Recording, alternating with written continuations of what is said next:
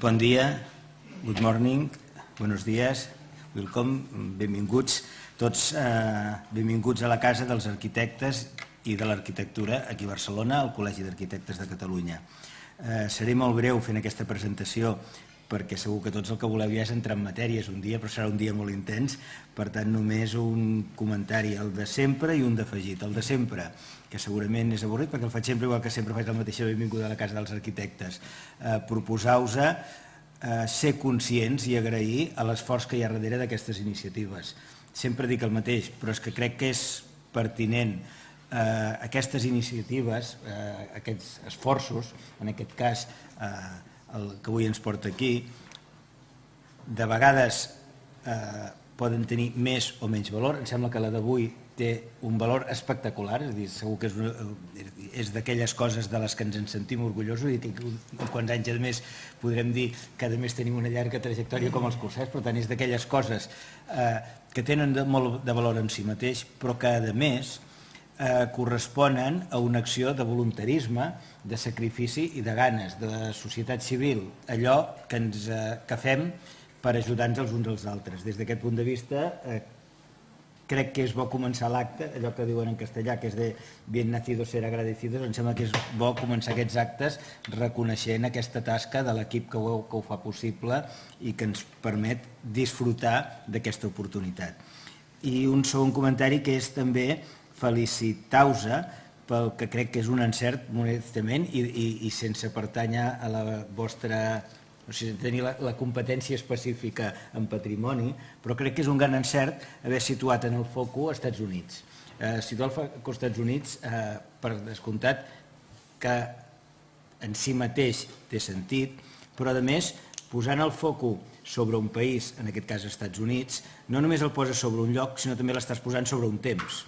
Hi ha països que ens donen un rang de temps més llarg. Els Estats Units ens donen un rang de temps i per tant ens situen en un tipus de problema que és el que a dia d'avui més clarament hem d'afrontar. Segurament tots tenim bastant clar els instruments, les maneres d'actuar i a més hem fet molta feina en patrimonis arquitectònics més antics. Però els patrimonis arquitectònics més recents són allò que avui ens preocupa, em sembla, a tots. No tenim ni una bona capacitat de registrar, d'inventariar, de tenir-los contemplats, però sobretot tampoc tenim, segurament, i permeteu que ho digui amb aquesta claredat, el discurs acadèmic i conceptual necessari per saber què hem d'inventariar, què hem de considerar valors i com poder-hi actuar.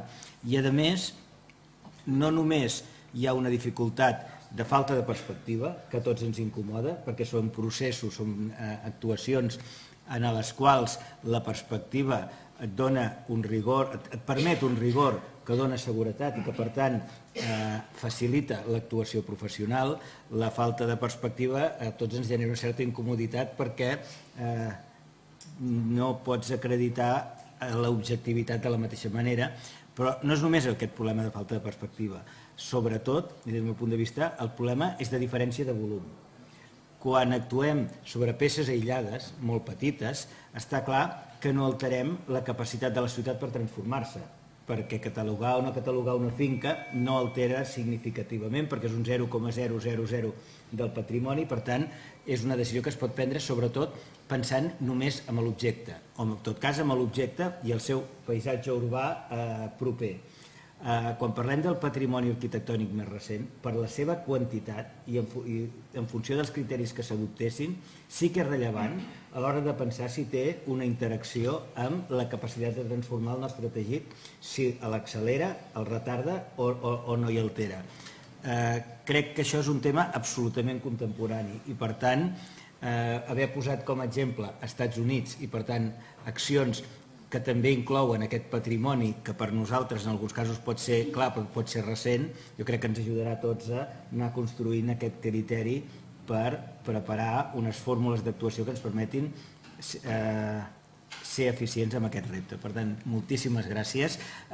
Director General d'Arxius, Museus i Patrimoni, segur que no ho he dit bé, Josep Boia. Ramon Colonja, moltíssimes gràcies per acompanyar-nos aquí i tens la paraula.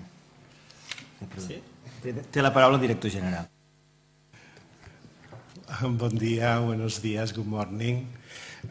estimat degà, membres de l'AADIPA, subdirectora de Patrimoni, equip de la Direcció General que avui està en una nodrida representació, senyores i senyors. En primer lloc, en nom del conseller de Cultura, vull donar-vos les gràcies un any més per comptar amb nosaltres, amb l'organització d'aquesta tercera Biennal, amb el premi corresponent, del qual, certament, el nivell de reconeixement als projectes presentats, el que em sembla també que hem de posar molt en valor és aquest seminari amb el qual l'acompanyem, perquè jo crec que això és el que té més importància, el fet de crear espais de debat, espais de reflexió, de contrastació sobre les diverses visions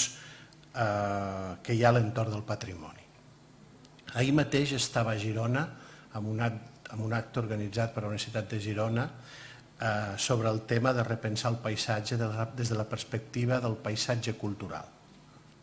I avui anem a parlar també de patrimoni més enllà del que ha estat el camp, la manera tradicional d'entendre el patrimoni. Perquè aquesta és, almenys en el nostre país, la gran transformació, el gran repte que se'ns posa.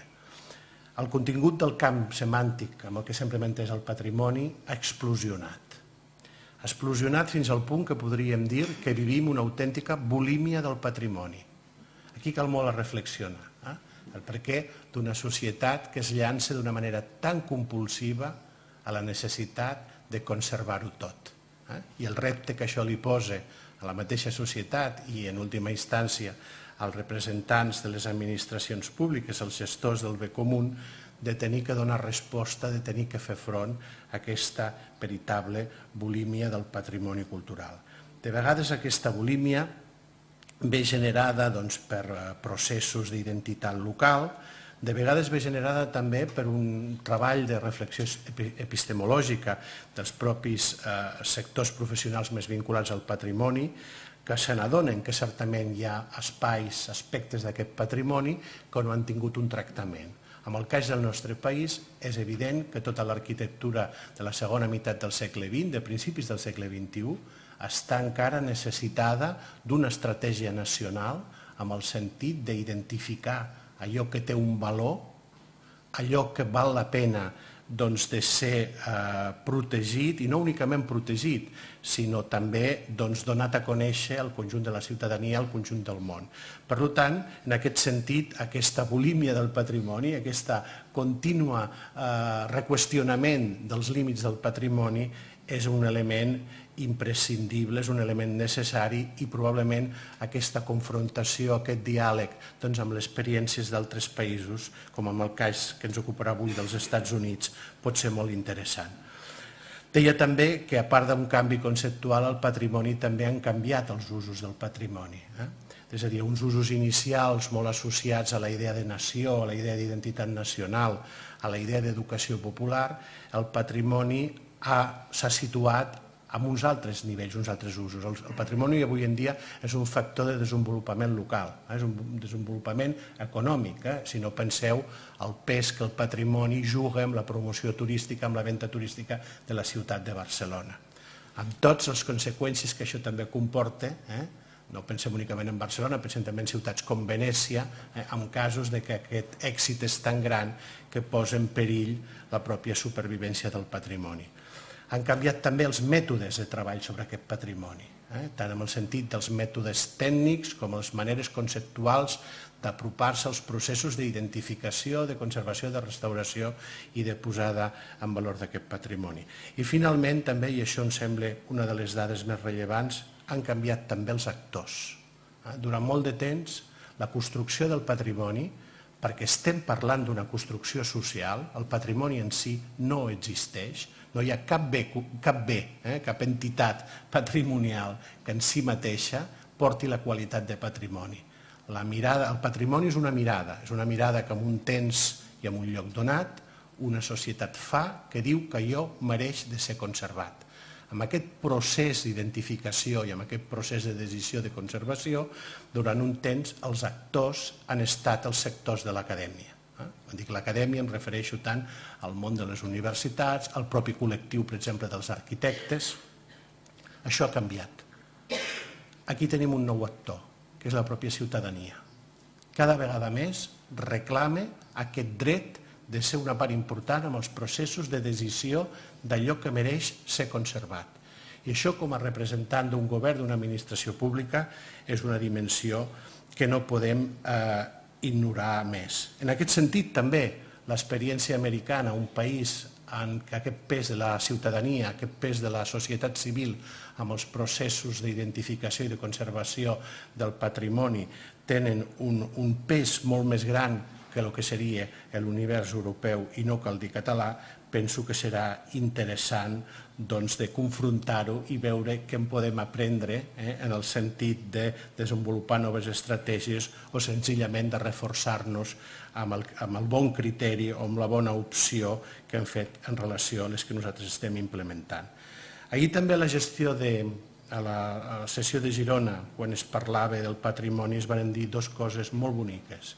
D'una banda es va dir que el patrimoni senzillament és allò que una societat necessita per continuar vivint.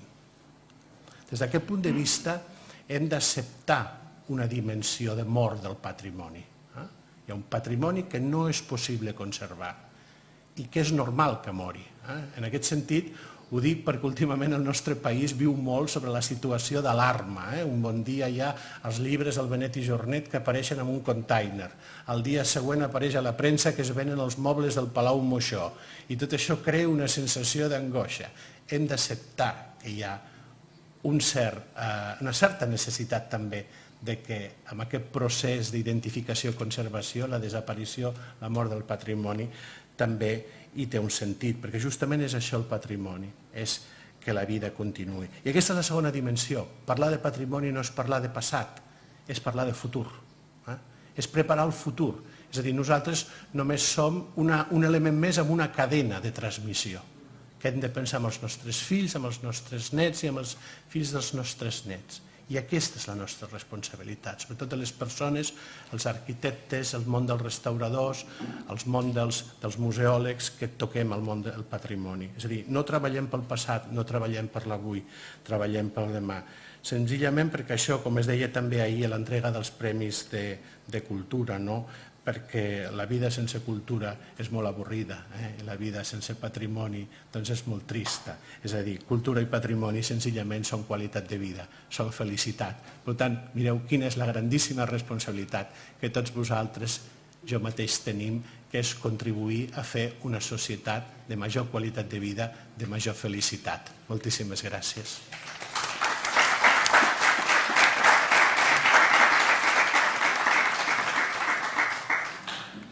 Moltes gràcies, director general, degà, bon dia a tothom, good morning. Primer de tot dir que per nosaltres, pels directors que organitzem el Premi i aquesta Biennal, és un gran honor estar aquí un any més, una edició més, i poder compartir i poder-vos oferir aquesta jornada. Ara? Sí? Ells agraïen als organitzadors, clar, jo no puc fer una altra cosa que agrair al Departament de Cultura la confiança que ha posat en nosaltres, al col·legi especialment i al degà i a l'equip directiu, diguem-ho així, que ha posat la confiança durant no menys de 6 anys, perquè clar, estem parlant de 3 edicions, però com que són bianuals, doncs estem parlant d'un llarg recorregut. Jo crec que érem bastant més joves quan vam començar amb això, ja fa a vora gairebé 10 anys que vam començar a parlar del premi amb els organitzadors. Molt agraïts de totes les paraules de recolzament i tot això, però dir-li al degà que això de comparar el premi amb el curset, és que ens quedem molt petits, perquè si el curset d'enguany és la 40a edició, faig una pausa, 40a edició, Clar, jo m'imagino, la 40a edició del premi serien 80 anys, o sigui, no m'ho vull ni imaginar, Dit això, convidar-vos a tots a l'assistència d'aquest curset, que segur que serà molt interessant, que el conduirà la senyora Mireia Bernades, que està aquí present, i que també serà de molt d'interès. Dir-vos que per nosaltres és també uns dies de molt d'estrès, però també disfrutem molt de les jornades de lliurament, i ahir amb el jurat que vam estar acabant de deliberar a la sala quin eren els guanyadors, que ja el sabem, però ja el sabreu més tard, i que són unes jornades que per nosaltres són molt entranyables i ens agrada molt compartir amb tots i tota aquesta bonomia que genera el premi.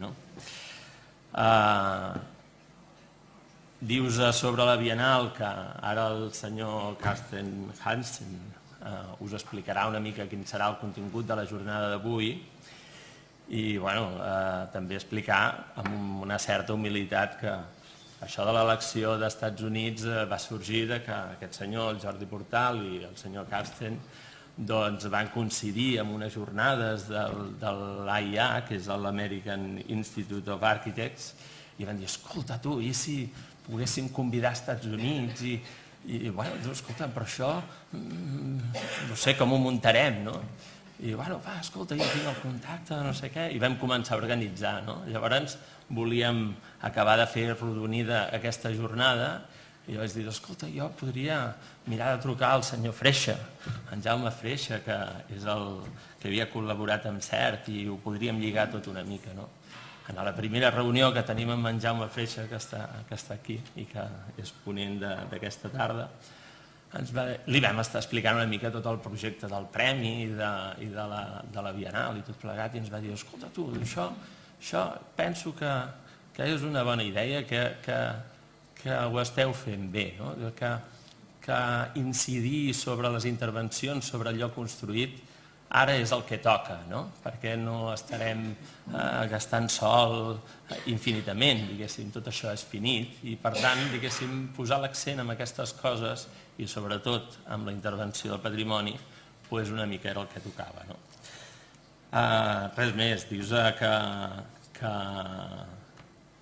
el senyor Carsten ara us explicarà una mica tot el que és la jornada, que disfruteu molt i que nosaltres ho hem fet amb molta il·lusió i moltíssimes gràcies per venir a tothom. Gràcies.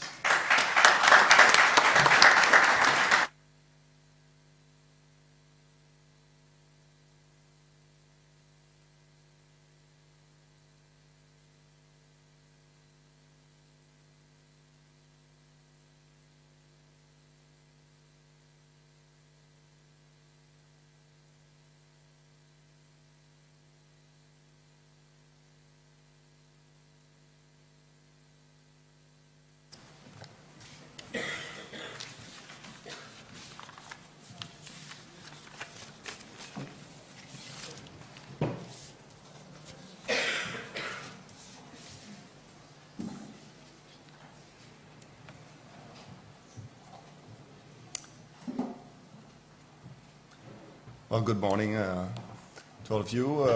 Welcome to this event, and I'd like to thank also the AADIPA, the Order of Architects, and the Generalitat to be able to have me here today, participate in this event, and I would I highlighted one remark of Joseph Boya just before, what I think I found very important. He reminded us that actually heritage is not just about the past, it's about the future.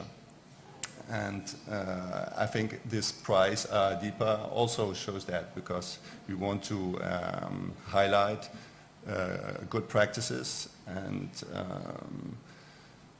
so it shows us that this is actually about preparing good ways of working on heritage for the future. Like Ramon said, guest presentation of the United States at this Biennale all started out last April when, as the AAA European chapter, we had a conference here in Barcelona organized by Sofia Goodis, who is here with us today. And we had a chance to have Jordi Portal speaking about the prize. And then we said, like, how can we find a way of including the US at this prize, and how should we get into contact with the right people to speak about how heritage is approached in the United States. As the 2017 Prize President of our chapter, I approached then people on our board at our board meeting in January, and we start talking about how should we find the right people in the United States to talk about this. Then, of course, we said we need somebody in the academic field, we need a practitioner. And that is something I will talk later on about when I will give you a presentation of what is AAA Europe. And it's a terrific, great network of people, which then through this network I came into contact with people in Chicago, and through Gurney Harbor I met David Fixler and William Dupont, who are here with us today, and will introduce a topic where we will talk about how heritage is approached in the United States.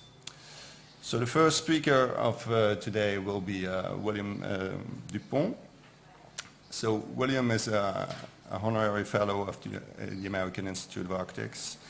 He's a San Antonio Conservation Society endowed professor at the University of Texas, San Antonio. He directs the University Center for Cultural Sustainability to convene researchers and students on sponsored projects, expand the relevance of heritage as a significant element in sustainable design, and promote design with respect for the cultural continuity of local populations. Professor William Dupont established the University of Texas Graduate Certification Program in Historic Preservation, and he teaches architecture design studios and seminars concerning various historic topics. On behalf of the Finca Vigia Foundation, he has led the United States technical team supporting Cuban preservation efforts at the Museo Ernest Hemingway in Havana ever since 2005. And prior to joining the University of Texas, William Dupont served 11 years as a chief architect at the National Trust Historic Sites organization, which is the main organization in the United States, the government body that takes care of historic preservation, and he will explain us how that works. And he continues to assist this organization as a member of the advisory council for the Villa Finale Historic Site in San Antonio. Recently, he worked with his students on a comparative analysis chapter for the report that helped to inscribe the San Antonio mission as a UNESCO Historic Heritage Site. So, William, I'll leave the mic to you.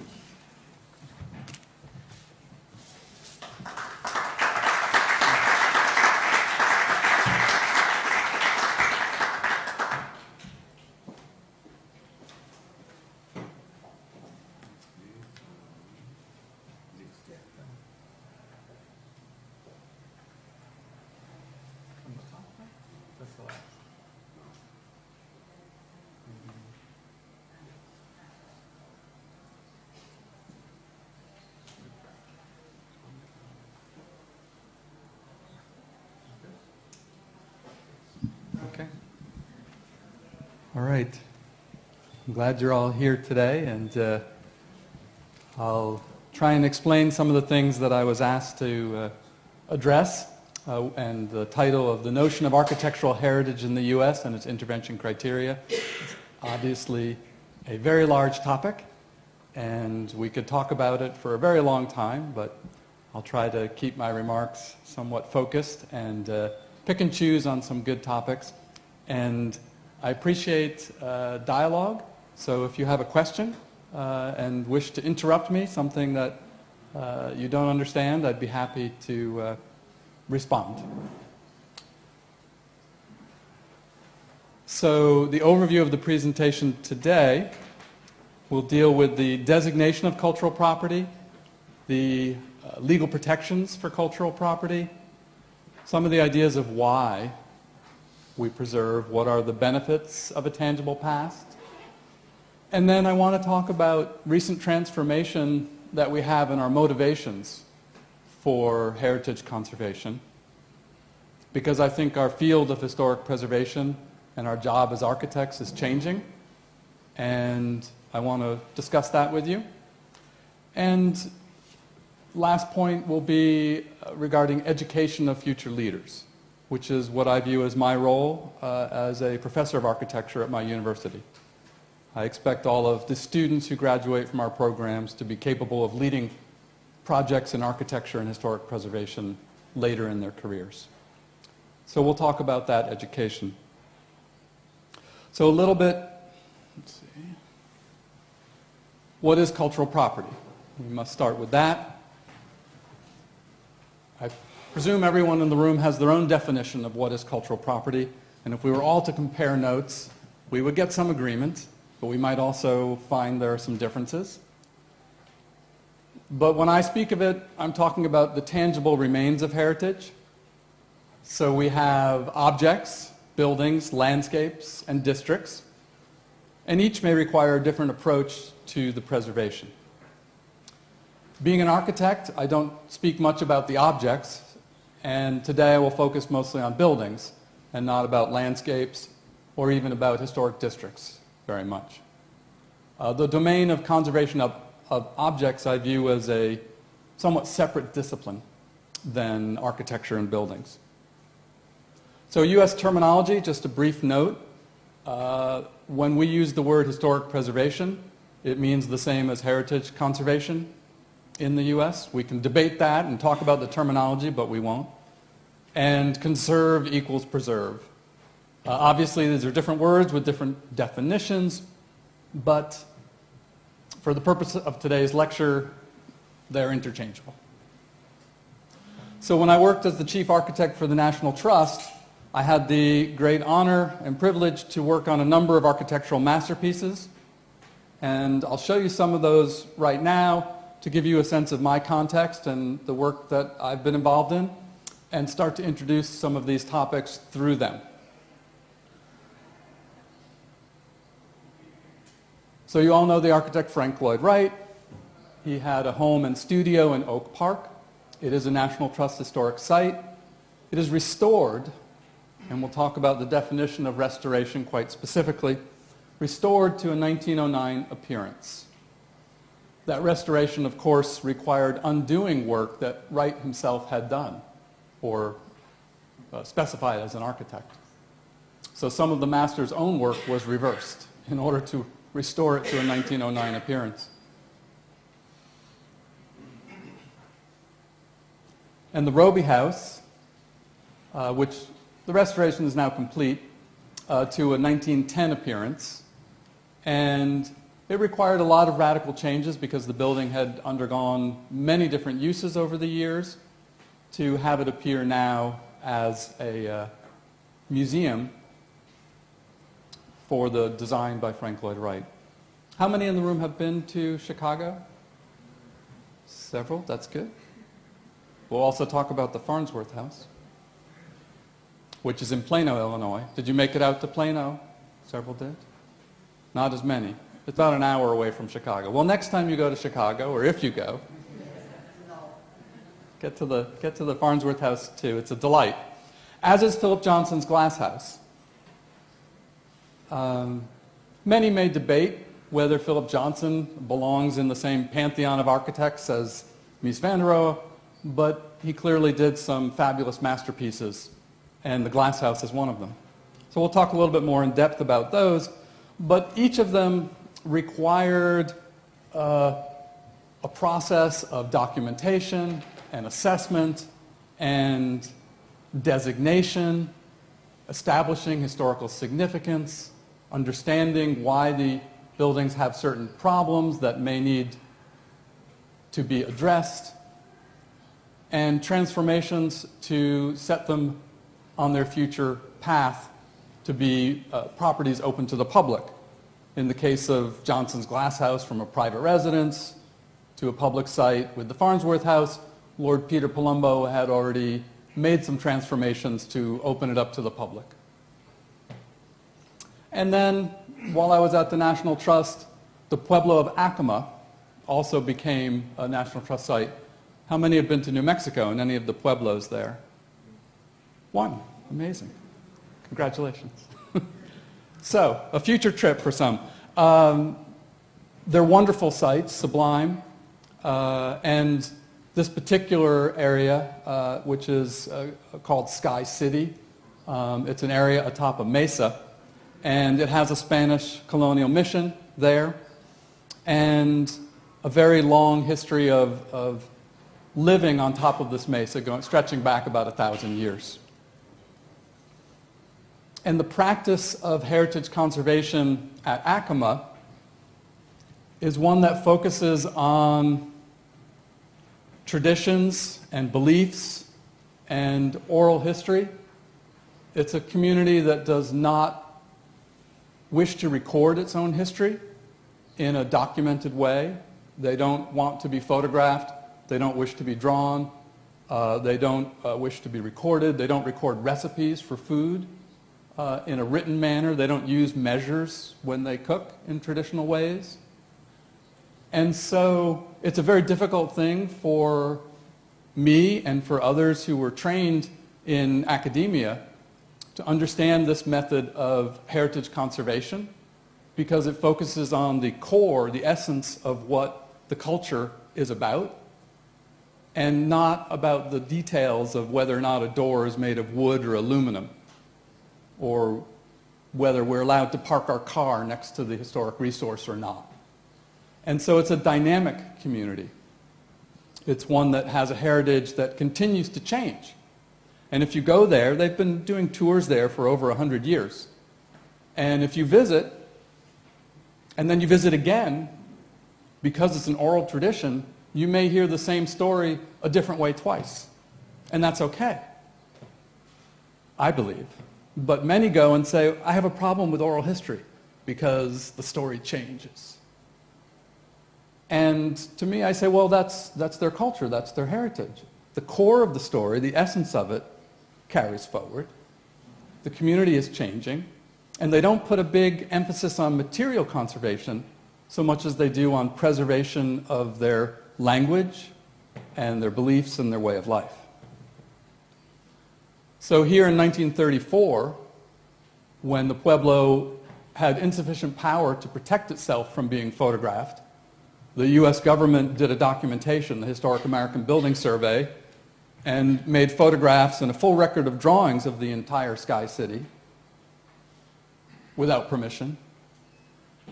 And it hasn't changed a whole lot. There we go. A shot that I took in 2007. And they do allow photography with a permit, but only of certain things. There's some things they say you can't photograph and other things they say you can. And so you can see that they've maintained a lot of things, but you also can start to notice little differences. So it's not a preservation of the sort that's typically practiced in the U.S.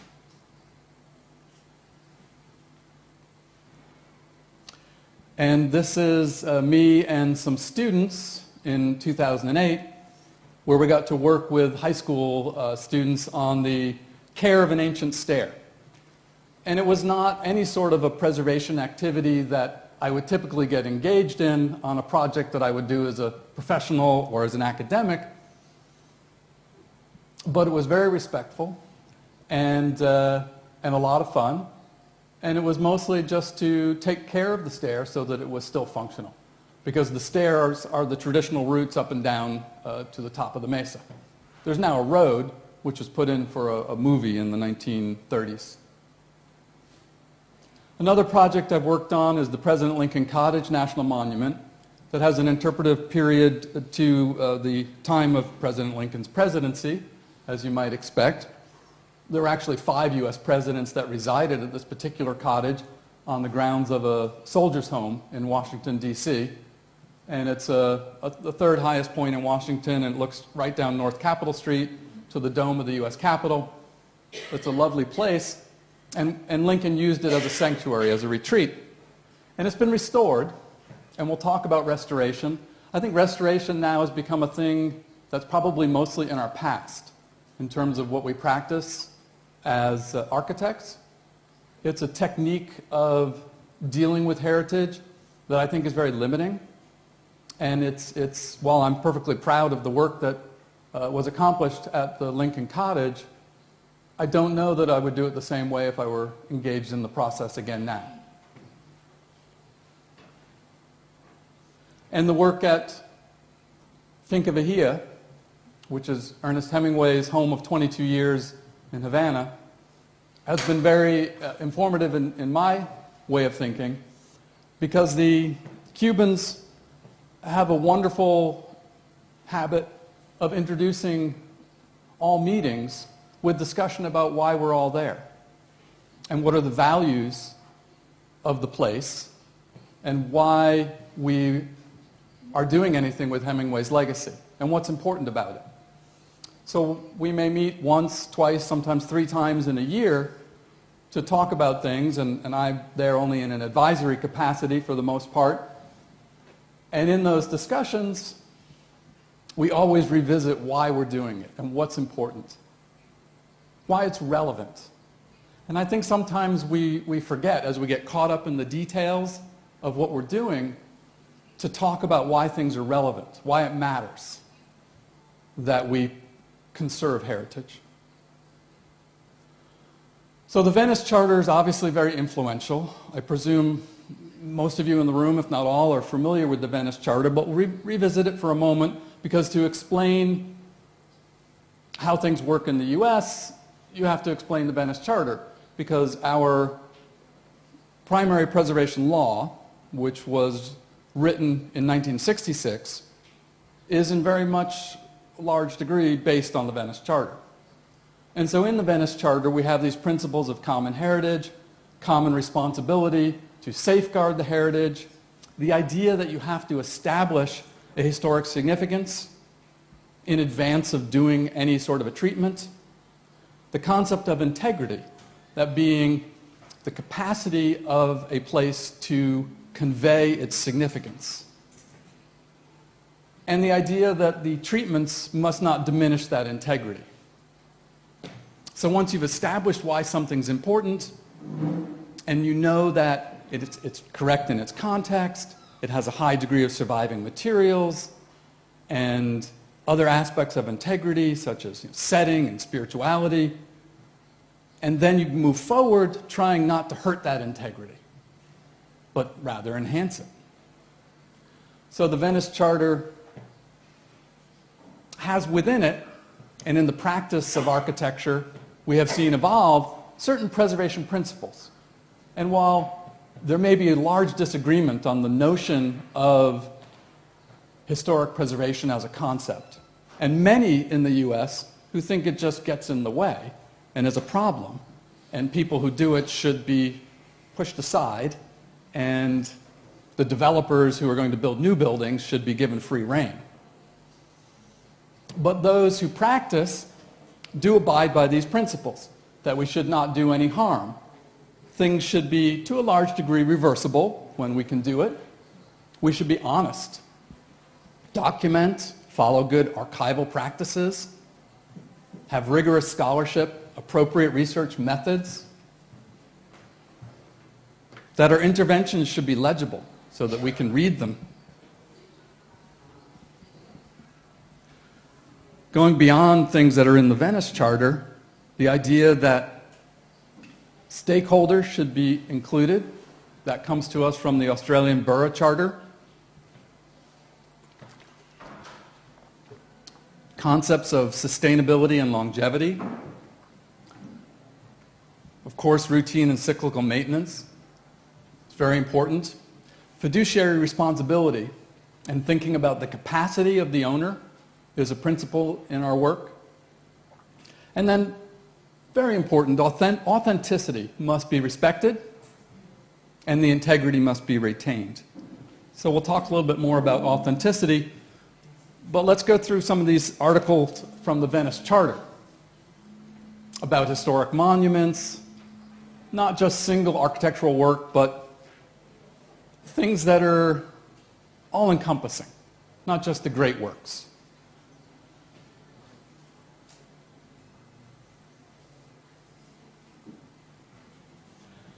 Conservation treatment, and here Venice uses the word conservation, in the US we use the word preservation.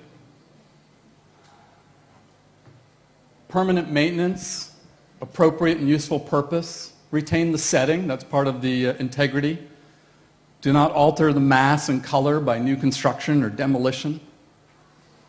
A monument is inseparable from the history to which it bears witness and the setting in which it occurs. So these are all elements of the preservation treatment that's in our Secretary of the Interior standards. A restoration treatment, and here the Lincoln Cottage as example, an aim to preserve and reveal the aesthetic and historic value of the monument, respect for original material and authentic documents. And the important thing about restoration is that it must stop where conjecture begins. No speculation. And as I said earlier, I think restoration is too limiting and something that should be done less and less. But it is still a valid treatment, and there are times when it's appropriate. More about restoration. Valid contributions of all period must be respected, since unity of style is not the aim of a restoration. Evaluation of the importance and the decision as to what may be destroyed cannot rest solely on the individual in charge of the work. So that brings up the idea that we need to have advisory support. So when I work on projects of great significance, I try not to do it alone. I bring in people from other areas of practice and specialists from other parts of the country and gather them to discuss ideas. And that's a role that I play for my colleagues in Cuba when we talk about Museo Hemingway and the Finca Vejía work. Restoration can only be justified in exceptional circumstances, and what is removed is of little interest, and the material which is brought to light is of great historical and archaeological or aesthetic value. I think this is the principle that we may have forgotten in our rush to restore things, because it's fun to restore things. Has anyone ever worked on a restoration project? It's delightful to dig in and uncover the past and find all the physical evidence and find the documentary evidence and say, I can assure you it was exactly like this. We can tell you what President Lincoln would have seen if he stood right here. We can restore that view from that particular day and time. And there are exceptional circumstances when it's appropriate, but not many. So we have these guidelines in the US. This is our core document that we use. We refer to them as the standards. These are promulgated by the US Department of the Interior. Thus, they're often called the Secretary of the Interior standards.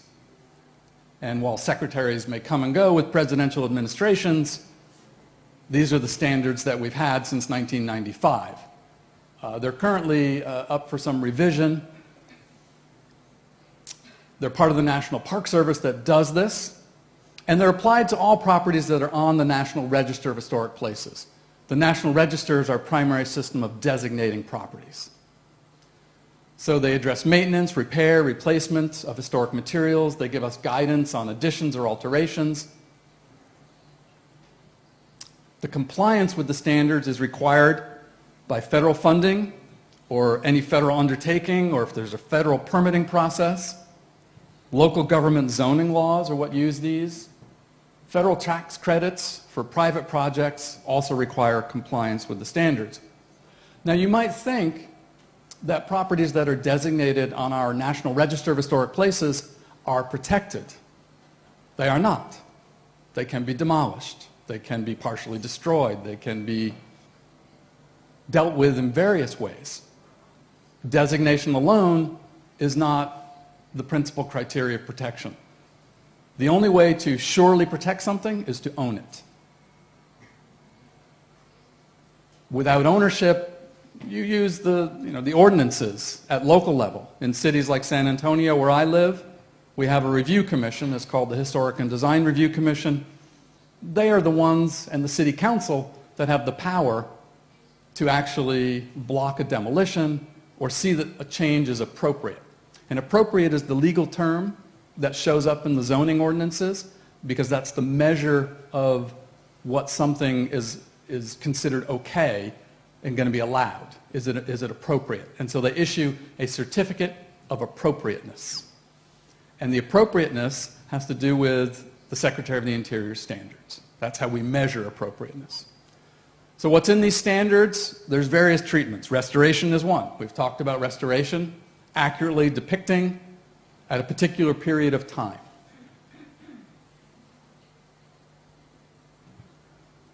An example of this, one of the great restorations, is James Madison's Montpelier. James Madison, U.S. President, author of the Bill of Rights, the first 10 amendments to the U.S. Constitution. He wrote them at Montpelier. And so his home was essentially dismantled stick by stick in order to find the core Madison home, because it had been so modified over the years. So this is what it looked like when I first saw it. And it's a rather large, imposing plantation house. Madison was a slave owner, and this was his plantation. This is one of the earliest photographs that show something of the context of what it was in Madison's time. And here's how it looks now. So it underwent massive surgery in order to attain this, and not just on the exterior. The interior was heavily modified. You can see in the light colors what was removed, and in the dark what remains. And in doing this, the house had been essentially gutted. And so there were just bits and pieces left from the interior. And the stairs were in the wrong places, chimneys had been moved, and all of it got put back the way it was according to the physical evidence. So then we have other treatments. We define preservation, we define rehabilitation. So preservation, which essentially is the word conservation from the Venice Charter, sustain existing form, integrity, and materials. No replacement, no new additions. Rehabilitation allows additions. That's the word that we use in our Secretary of the Interior standards to talk about compatible use through repair, alteration, and additions. To preserve character-defining features as part of it. And there's a clause in the rehabilitation standards that annoys many U.S. architects. New work should be differentiated from old. There are some architects who think, why can't the new work just blend right in and look seamless? Why isn't that how architects would do work in centuries before? Sometimes that's appropriate, but the standards do not allow it.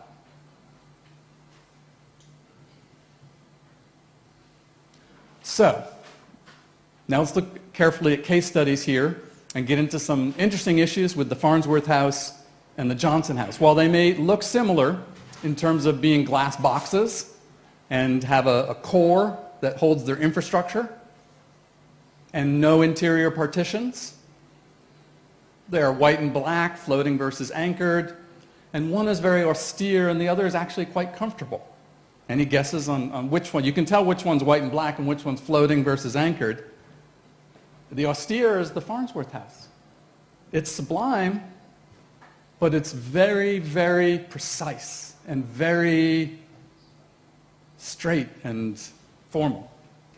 And the Johnson House, somehow, while it looks so similar, achieves a level of comfort where you can sit in it all day long. And I've worked in both houses, and you can spend 8 hours in Johnson's house and be totally relaxed. And I think maybe that's a difference in the two architects, that transferred into their work. And so it's an important thing, though, to keep in mind when doing a preservation action, a treatment on the two, to understand that they have different personalities and the work that they need may be different. So one of the things that we often forget regarding the Farnsworth house is that it did have a contextual reference.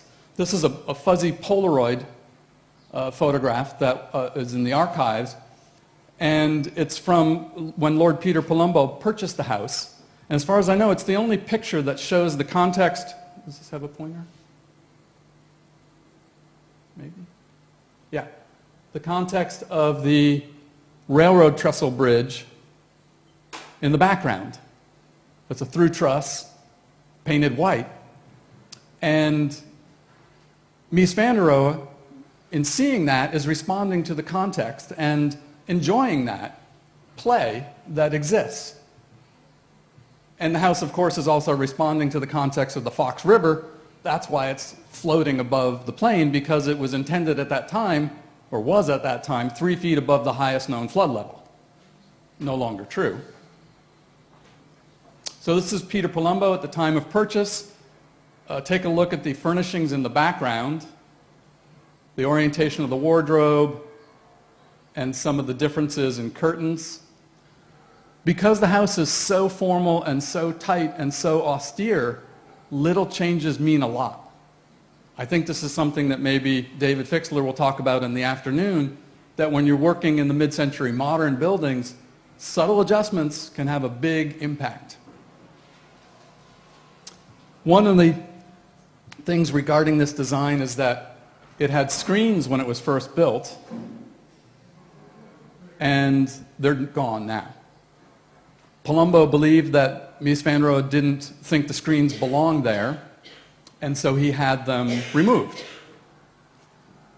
They were, however, shown in the earliest model that Mies did of the house, and there was a famous court case that was excellent for U.S. architects, because Mies actually had to sue to get his full payment, his commission, from Edith Farnsworth, because the house cost, I think, $70,000, and she thought it was going to cost $50,000, and she didn't think she should pay the extra $20,000. And the court sided in favor of Mies van der Rohe, saying that what Farnsworth had received was only an estimate and not a guaranteed contract. Big win for architects, so now we can give estimates and not be held to them. So in this case, Mies van der Rohe was the general contractor as well. He oversaw the construction. And so when he submitted his records for the court proceedings, it described everything that's in there, including the wardrobe that it was said that he didn't want to have anything to do with. He sued to have payment for that, including the screens, including a little garage that doesn't look anything like Mies van der Rohe's work, but it's up on the hill, and it's in the court case. So here's what the screen looked like.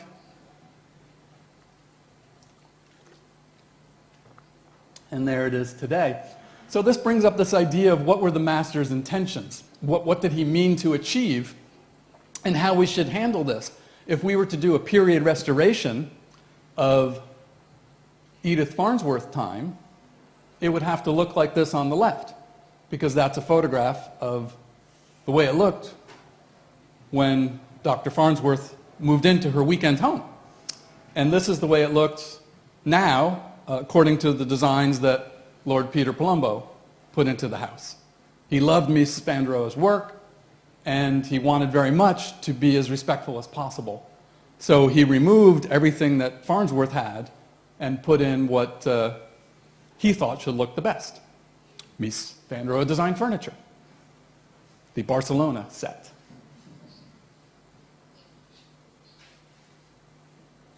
He also did other things that maybe weren't so good, like these lighting bright spots above the interior cabinets.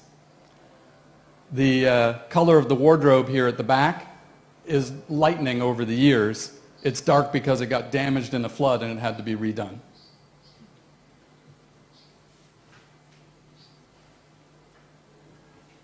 Oh, went the wrong way.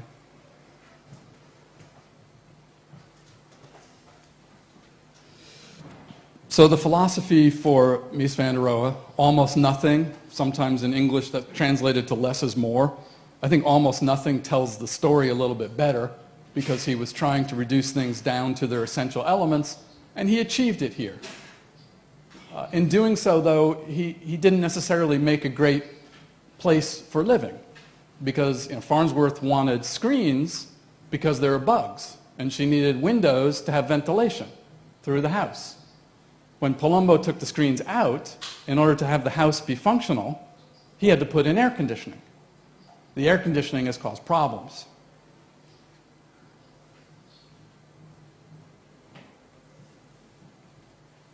So this is Mies van der Rohe overseeing the construction. Selecting the travertine, he selected them very carefully in the manner, I suppose, that a painter would select the stroke of an oil brush on a painting. He picked each piece. Many were rejected. The archives show that many of the travertine panels that went into the house were not to his liking and were sent back.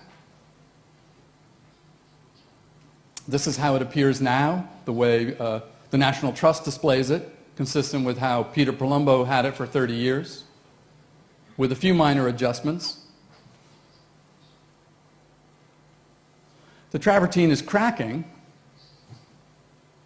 and there are areas where it's displaced and it's a tripping hazard.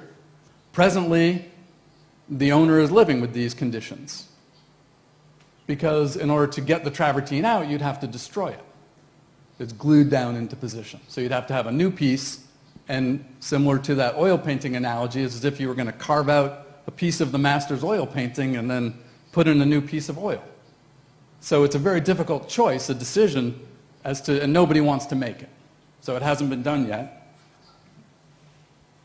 But there's more problems. Because of the air conditioning, we discovered through condition assessment, the corrosion that's happening at the glass stops is going to soon break the window because of oxide jacking and the rust of the steel lifting the piece of glass to the point of shattering it.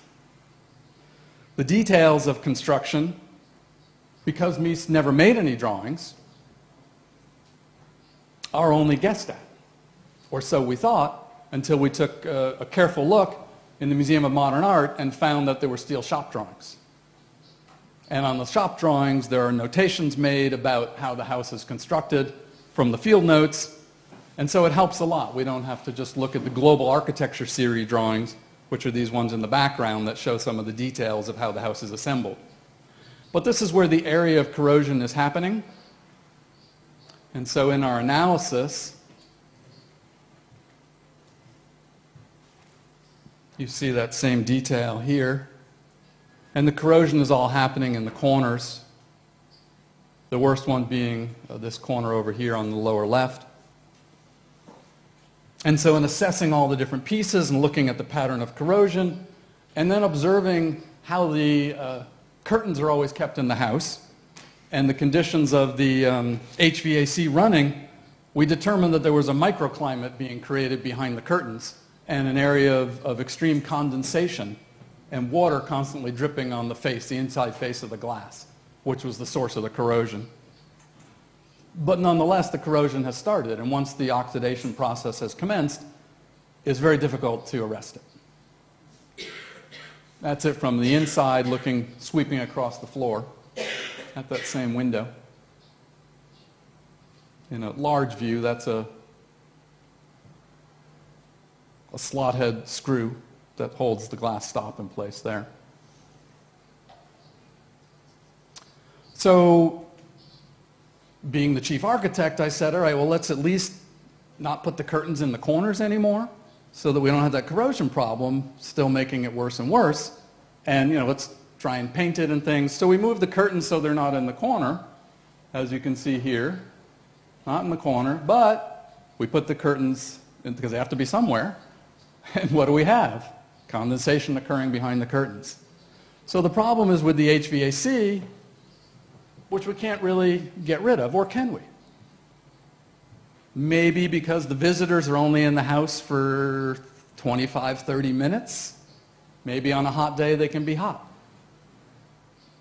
So it's something that has to be experimented with, because the longevity of the house is very important, and keeping it cool maybe is less important. Always a balance. So looking at Johnson's glass house, well, he didn't air condition it. And he lived in it, and he was okay with it, but Connecticut is different than Illinois. He had 4 doors, no screens, opened the doors, bugs came in, bugs went out. He didn't care. It was mostly a weekend house for Johnson, but he lived in it full time by the end of his life. This is a shot I took a week ago. It was a rainy day, very lush. It's been open for 10 years now as a historic site, operated by the National Trust. It underwent a lot of changes. One might think just a little glass cleaner is all you'd need to open a site to the public. Not the case, because of building codes, because of requirements for public use. So even though Johnson himself had an incident at the end of his life where he was in a wheelchair for approximately 9 months, I think, he didn't make the house barrier-free. I would talk to him about it in his lifetime, because he donated the property to the National Trust 3 years before he passed away. I was the architect for the National Trust. The staff that worked there, while he paid their salaries, they reported to me, which meant nothing. They really reported to him. And he didn't want to talk about barrier-free access. He would say, "That's your problem. You figure it out after I'm dead." So we did. But it wasn't easy. So this is the inside of the house. Shots from 10 years ago, somewhat commingled in with shots I took last week. And one of the things I noticed, you'll see in this next set a few changes. This is the desk where his partner David Whitney sat towards the end of his life to do bills and various tasks. They didn't use it to have as a dining table anymore, but in the historical period that's discussed, the dining table was set, as you see in the slide on the upper left. So it's the same table, just a different arrangement of furniture, but it gives the house a very different look. And another little thing, there's a little potted plant here, which wasn't there 10 years ago. And the trash container appears to be different. So these are the kind of little changes that you notice in a modern house. You know, if this were a house from the late 19th century, you wouldn't even see any of that amidst the clutter of the Victorians. But it works very nicely as a house, and Johnson loved it. And in the daytime when he would take a nap, of course, he would go to the guest house, which is the brick box behind it. How many have been to this in New Canaan? Anybody made it? David, 1? That's not fair because you live in Boston. So.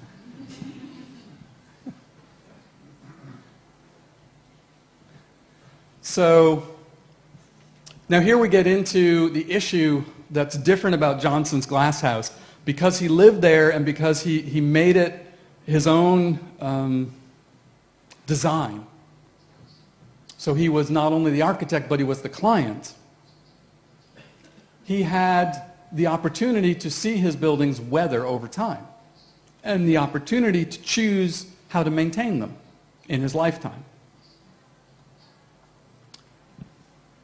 So that gave us a lesson in treating it and setting a preservation philosophy as to how we might do things.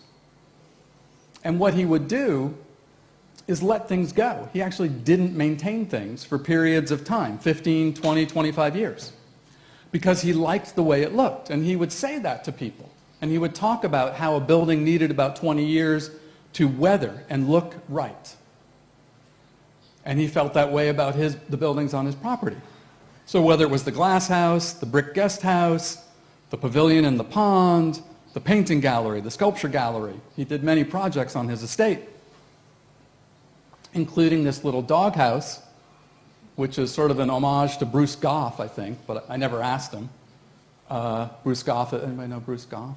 The architectural historian, only David, right? Okay. I'm going to stop asking questions because you're the only one. It's all covered in lichen.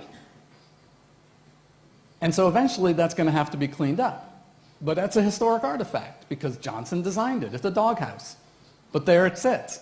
And the proportions of the opening of this are an exact match to the black door of the guest house. So it belongs there. The master created it. Now, the site has been doing some interesting things. This is a Robert, Indiana installation. The sequence of numbers, very large numbers that has just been put down the hill that you walk to get down to the pavilion at the pond. And so that's a departure from the preservation philosophy of the past, because this whole thing is a cultural landscape. It's not just one building.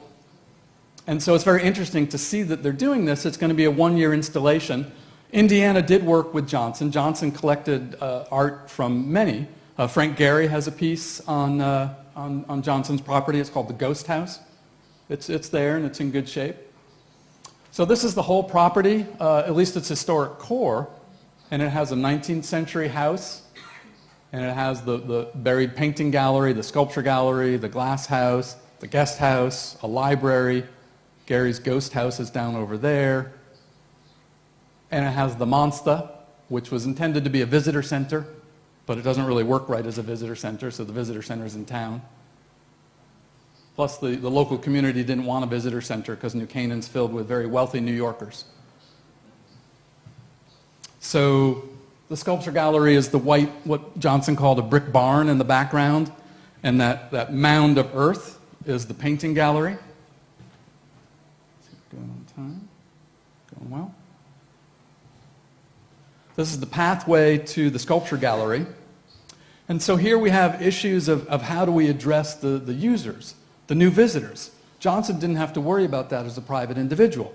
It was his private home. He could have a party, and he didn't have to worry about barrier-free access. Americans with Disabilities Act, ADA as we call it.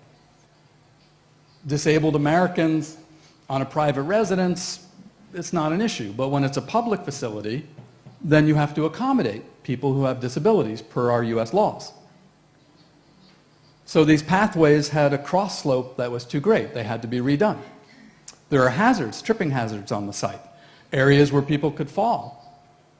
This is the sculpture gallery, and as you can see, there's no railings, and so there are places all over the world where you can walk down these steps and nobody would care. But here, it's not allowed because there's no railings, and we can't put railings in because Johnson never had railings. So what we're left with is this small little fence, this little rope, and these little chrome stanchions to be as invisible as possible, to say to people, don't come to the edge. You can come in, you can look at it, you can look down and see these Chamberlain sculptures here, and is that an Irwin? I think that's a Schnabel. There's an amazing collection of art. This little one down here, it's the left side of my body. It's something that's, I think its valuation is $1.2 million. It's a bunch of little neon strips. It's beautiful. But you can't turn it on, you can't look at it. It's very unfortunate. So it's this wonderful collection that you can't gain access to because the US laws don't allow it. It's not safe. They're trying to figure out ways to get people in through another route. It also has only one means of egress. So once you get down, you're down 2 levels because the whole thing spirals down into the ground. There's only one way out, back through the top. So that's against the code too. So presently, access is minimal to this. There's the Monsta, which is the only facility on site that has a barrier-free bathroom that meets universal access, and it has a step at the front door. I don't know why Johnson put a step to the visitor center, but he did. And so it requires a ramp. There's a portable ramp that can be brought out. This bunker-looking structure is the entrance to this beautiful painting gallery with very large panels that rotate in this cloverleaf manner. And here you can see some of the lichen on the brownstone that Johnson thought was fabulous. He spoke of it and said, it looks beautiful. It's weathered in. So that patina is impossible to maintain over generations. It'll have to be restored, and in restoring it, you have to undo what Johnson did. And so I refer to the preservation philosophy at this site as an egg timer. And does egg timer translate well? Does anybody know what an egg timer is? When you're a kitchen timer, when you want to set the cooking. And so the timer on this is set to about 30 years.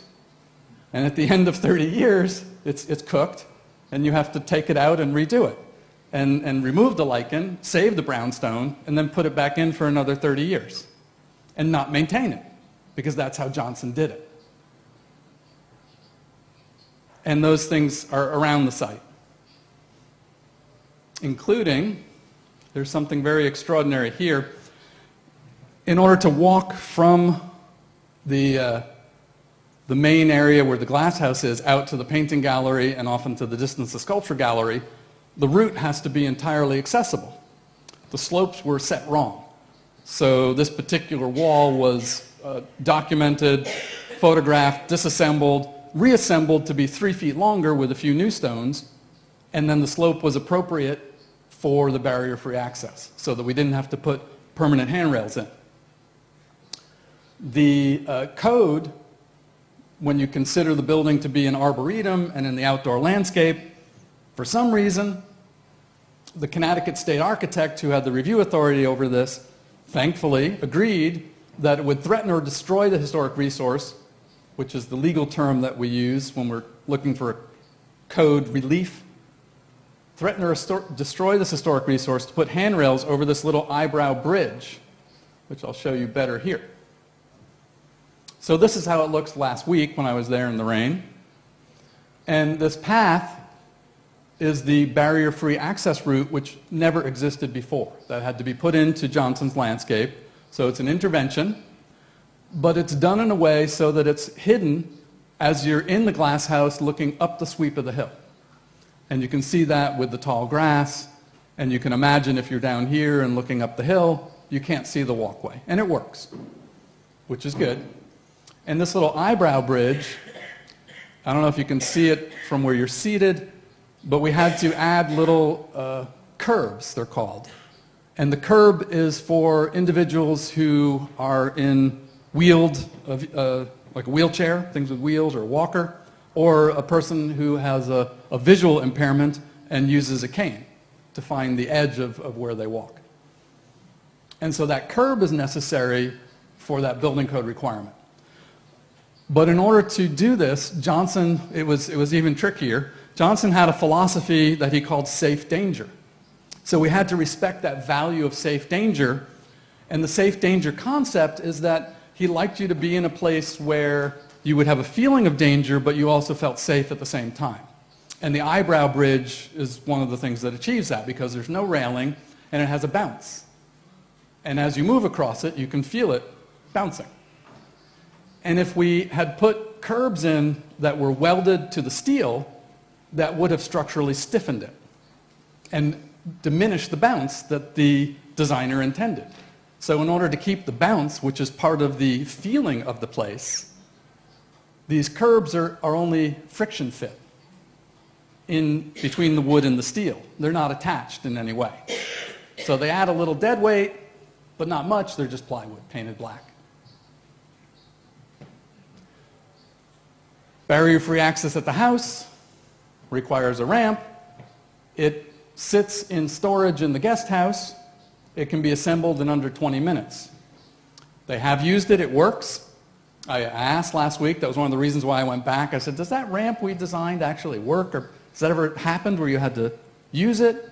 And they said, yes, the staff doesn't like assembling it, but it can be done. And because of the way the tours work, they're advance tickets, and you arrive by first at the visitor center in the town of New Canaan, and you show up at the site approximately 30 minutes later. So the staff has time to assemble this, and then they take it down again later. Now, when you have a glass house in the country, occasionally you'll have a wild turkey that flies into the glass.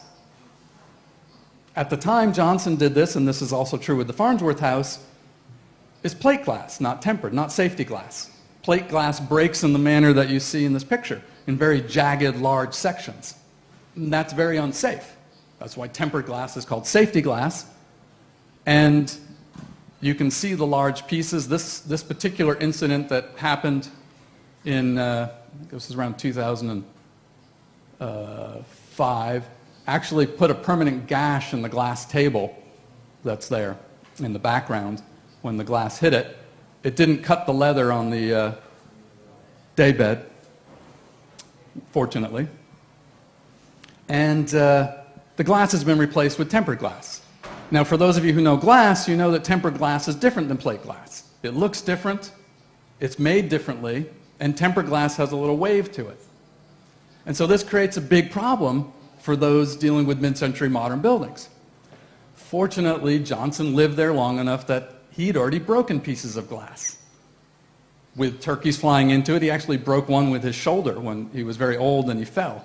And he rolled into a piece of glass. He wasn't hurt, but the glass had to be replaced. He always replaced with safety glass. So we had the precedent, and we could just go with the safety glass when we did the replacement. And the program, I don't know if they finished replacing all the glass, but the idea was, as a critical priority, to replace every piece of glass with safety glass. Now, at the Farnsworth House,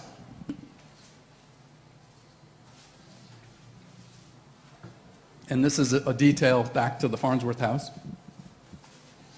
When I first arrived on site, I was told one piece of glass has been replaced. It happened in the flood that also damaged the wardrobe I mentioned earlier. And every other piece is original. So I said, okay, that's nice. I'm glad. I don't know what we're going to do about that because we have this problem with plate glass being very unsafe. And as I inspected the house carefully and looked around, I found that more than half of the pieces had already been replaced. And you can tell because it says on it, tempered glass. So they weren't keeping, Palumbo hadn't kept records. And everyone thought it was original glass, but it wasn't. And everyone at the time was saying, it's going to change the way the building looks. And I was able to say, it already got changed. So we can keep doing it. It's still controversial. And the pieces have not all been replaced at Farnsworth House because people don't like the idea of changing out the glass because it has a slight wave to it. In order to get the tempered glass to be made very, very smooth, it costs a lot of extra money because they have to slow down the whole assembly line in order to put it over the rollers at a very low speed. But it can be done. So now let's talk a little bit about the designation types. This is my handwritten notes from a chalkboard lecture that I gave to my class where I was essentially quizzing them about what are all the ways that properties are designated in the US. So we have the international level, of the UNESCO World Heritage Committee can bestow upon a cultural site a World Heritage designation, cultural, natural, or both. As was mentioned, the San Antonio Missions are now designated a World Heritage Site. And then at the federal level, we can call things a National Historic Landmark, which is part of the National Register of Historic Places, or we can have a president designate a national monument, such as the Lincoln Cottage is a national monument designated by President Clinton. And these national registers, designated places, have legal weight. They are a mechanism of protection. They promote tax credits for rehabilitation of historic buildings. But as I said before, they don't really protect unless there's a federal undertaking or unless a private individual is voluntarily pursuing tax credits. And the tax credit program is every 6 years or so, the US Congress says we should get rid of it, and preservationists fight to save it. It's up for debate again now. It may not survive, or maybe it will. So far it has, since the 1980s. And then at the state level, we have state historic preservation officers. So the state historic preservation officers, all 50 states have them. They're in the state capital. The districts have them. The Native American tribes have tribal preservation officers that function like a state historic preservation officer. And in Texas, it's called the Texas Historical Commission. That's the name of our state historic preservation office. And they have ways of designating too. In Texas, we have the registered Texas Historic Landmark as the primary one. There's an older name that's state antiquities landmarks. So each state has its own version. So it starts to get very complicated when you get down below the federal government level. And that has to do with the U.S. Constitution that gives rights to the states. The Constitution says all rights that are not enumerated herein are granted to the states. And so that's where the principle of the autonomy of the states comes into play in the U.S. And of course it makes things very messy for us preservationists, because then we have to look and see, is it designated at the federal level? What are its statewide designations? And then we have to look at the local level, because the local level is where things really work. Things are truly protected best and most by local municipalities, local cities. And they establish what are essentially zoning laws, these ordinances that they pass through their city councils, and they set up these mechanisms, and almost without exception, they all reference the Secretary of the Interior standards as the mechanism for compliance with their ordinance. So when they have to come up with, okay, this has been designated, this is now protected, we're going to have a process of review, well, what are they going to review it with? Then they reference the federal standards in the local municipal code. So that's kind of how it works. So one of the things now for transformation of where we're going next in historic preservation, one of the things that we're doing at the Research Center, the Center for Cultural Sustainability, we're trying to explore the continuity of the cultural systems of human existence, because that's part of sustainability too. It's not just about energy saving or building green. It's social and it's cultural, and heritage is involved in that.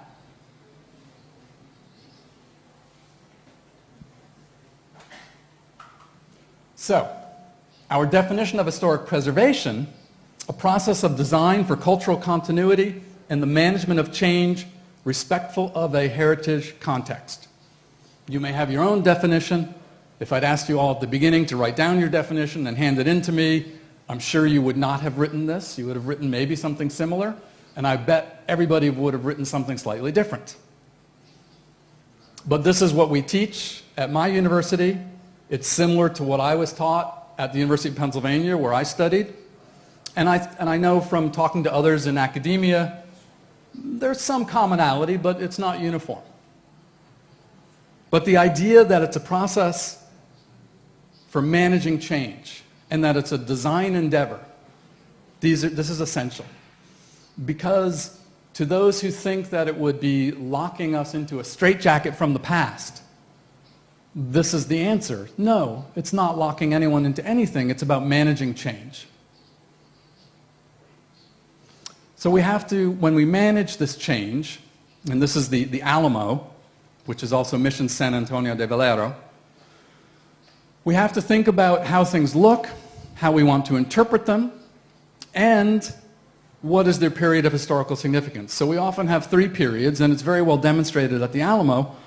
The Alamo is famous in Texas, not globally, but locally, for a battle that was, remember the Alamo, for Texas independence. You've probably all heard the term the Alamo. Yes? No? Some? Only David? And this is part of the cultural identity of Texas. And Texas is a state, in case you didn't know it, that thinks of itself as kind of its own nation. And it has an identity that likes to believe that it's separate and independent and apart. And occasionally we have a governor who says, well, we'll just secede and become our own nation again, like we were back in the 1800s. Because it was a nation for 8 years. Although Mexico didn't think it was a nation, Mexico thought it was just a rogue state that had broken off. And they wanted it back, and they kept reinvading it. Until there was a war that ended that in the 1840s. So the Alamo is part of that history. And that's the interpretation that they tell at the site. If you go visit San Antonio, You'll see our Riverwalk, it's beautiful, and you'll see the Alamo from Alamo Plaza, and people will talk about this battle. But it doesn't look like the battle, because the city grew up around it. It was a prosperous city, it was the biggest city in Texas in the 1920s, and it became what the Spanish colonists intended for it to become. A nice place to live, a real city, with people doing endeavors and being prosperous.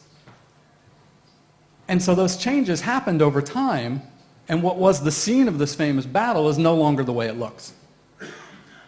So the period of historical significance, well, that covers about 10,000 years, because this particular site, the reason why the Spanish went there, and when you look at any site where the Spanish were colonizing, they went to places that were good places, where there was water, and there was food or game, or here we had pecans, and there were already citizens, future citizens of Spain living there that could be colonized.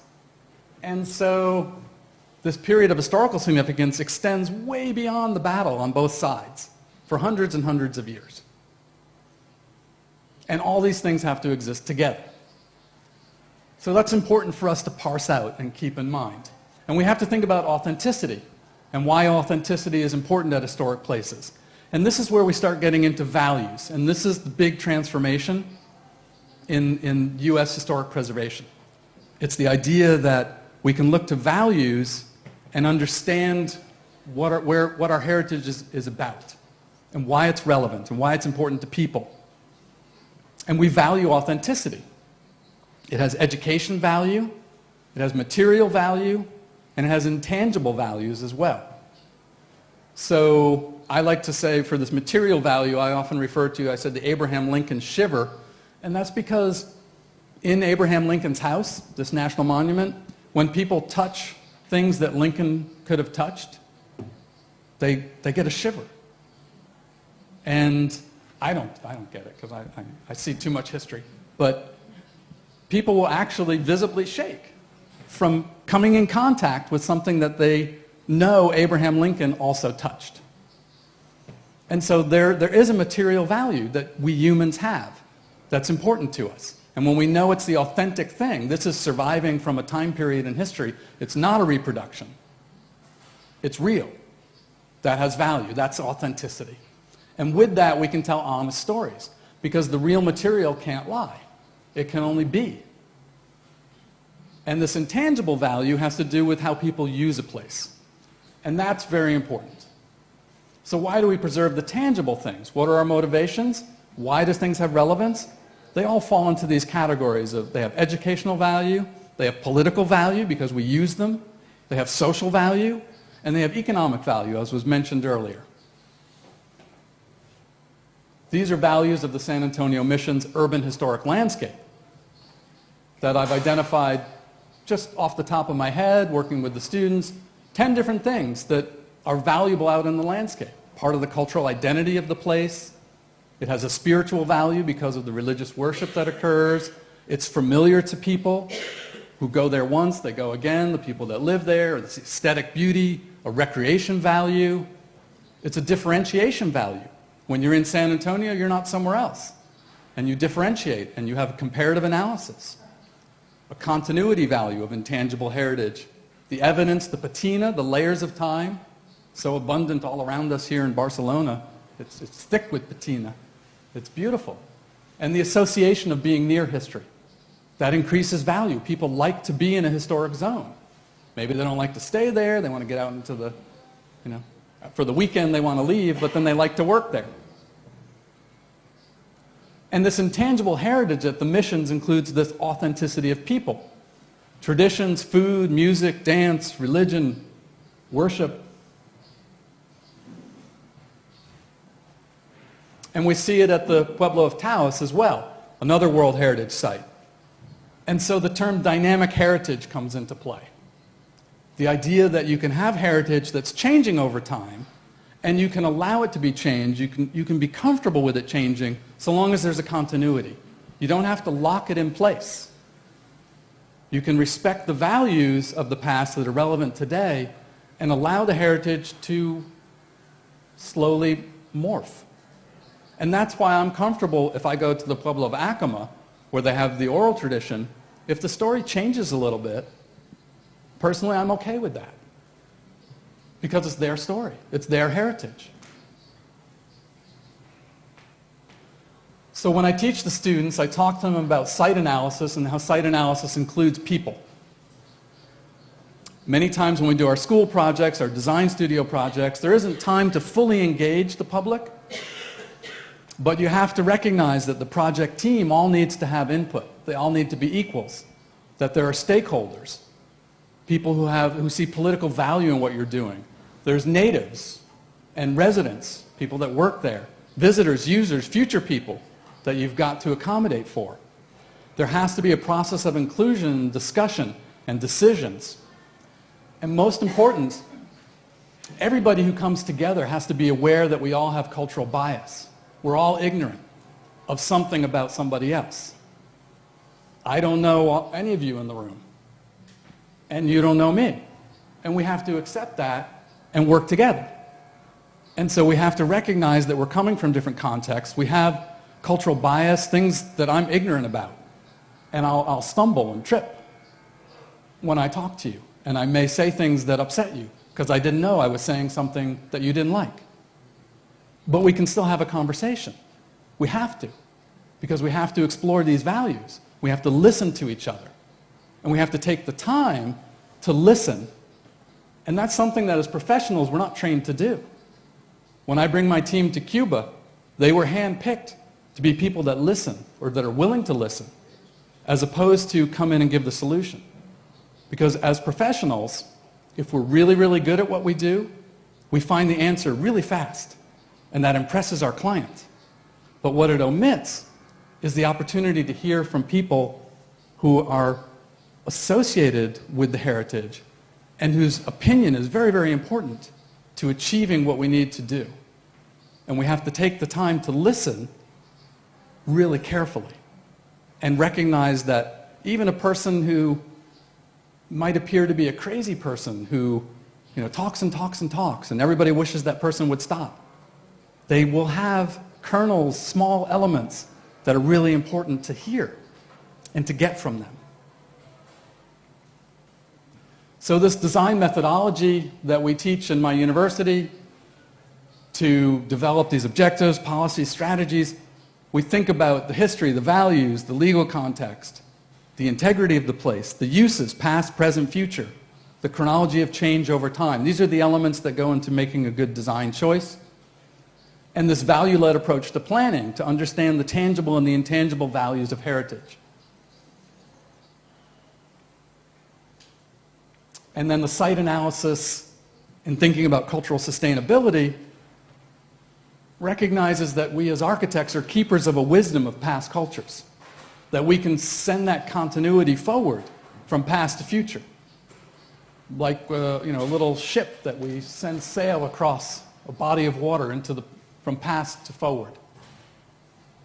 And just at the very end here, there's an element that talks about this 400-year window. And this is something I try to spend a lot of time on with my students, to get them to at least think 2 centuries back and 2 centuries forward. And have that be your present moment. Many times we think of our present moment as today, or now as here and now, but why does now have to be only today, or this quarter, or this quarterly report if we're business people, or if we're a politician? Why is it a 5-year plan? Where's the 200-year plan? Why can't we think backwards and forwards as a present moment occupying a bigger amount of time? You can. And when you think that way, you start to make smarter decisions. And so when we do design studio projects and we're thinking about management of heritage, we're trying to get the students to think about this 400-year window for cultural continuity. Thanks.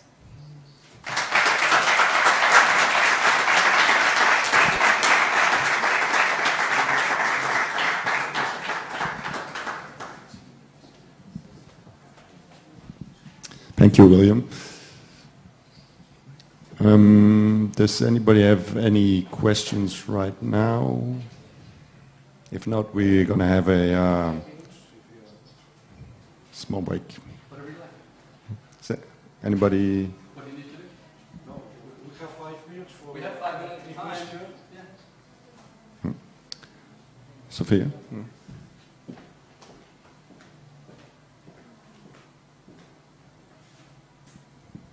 Thank you for your very interesting presentation. I was going to ask you about 2 projects that have been quite controversial in New York City. Okay. One is the Museum of Modern Art, the additions of the Museum of Modern Art, and also the second one is the preservation and/or renovation of the Four Seasons dining room that was designed by Philip Johnson, embedded into Mies van der Rohe's building. Right. Which And- included removal of a piece of art that was intended to hang in the building. Exactly. Yeah, and all the silverware was even designed for that Exactly. space. That's gone. So, in your opinion, is that an example of dynamic heritage, or is that falls into a different category? Well, it's certainly dynamic, but I think it disrespects the heritage, that particular instance. I don't know very well the issues with the Museum of Modern Art, but with regard to the Four Seasons, I think it's a shame to see the art that was intended to be displayed and used in the space to be removed. It seems like it was unnecessary. It was a personal choice because of the dislike of the owner for that particular, and an interest in just making it new and different. And so there was a disrespect of heritage because the owner just didn't care to consider it. And I think that's very short-sighted. But now, how do you persuade the owner, maybe, in terms of Yes. Now, so this dealing falls with into that? the owner's responsibility, doesn't it? It's a problem with protection of heritage, perhaps globally, but certainly in the U.S., because we're a nation of laws that are in favor of private owners and the rights of individuals. And so that has pros and cons. And many times, the rights of individuals produce wonderful benefits for our society. But when we deal with issues of heritage and the individual doesn't like the heritage, they can change it. Even if people say don't and they try to put pressure on them, there isn't a particular law that can block what happened at the Four Seasons. And so, as I said earlier, the only way that you can truly protect something is to own it.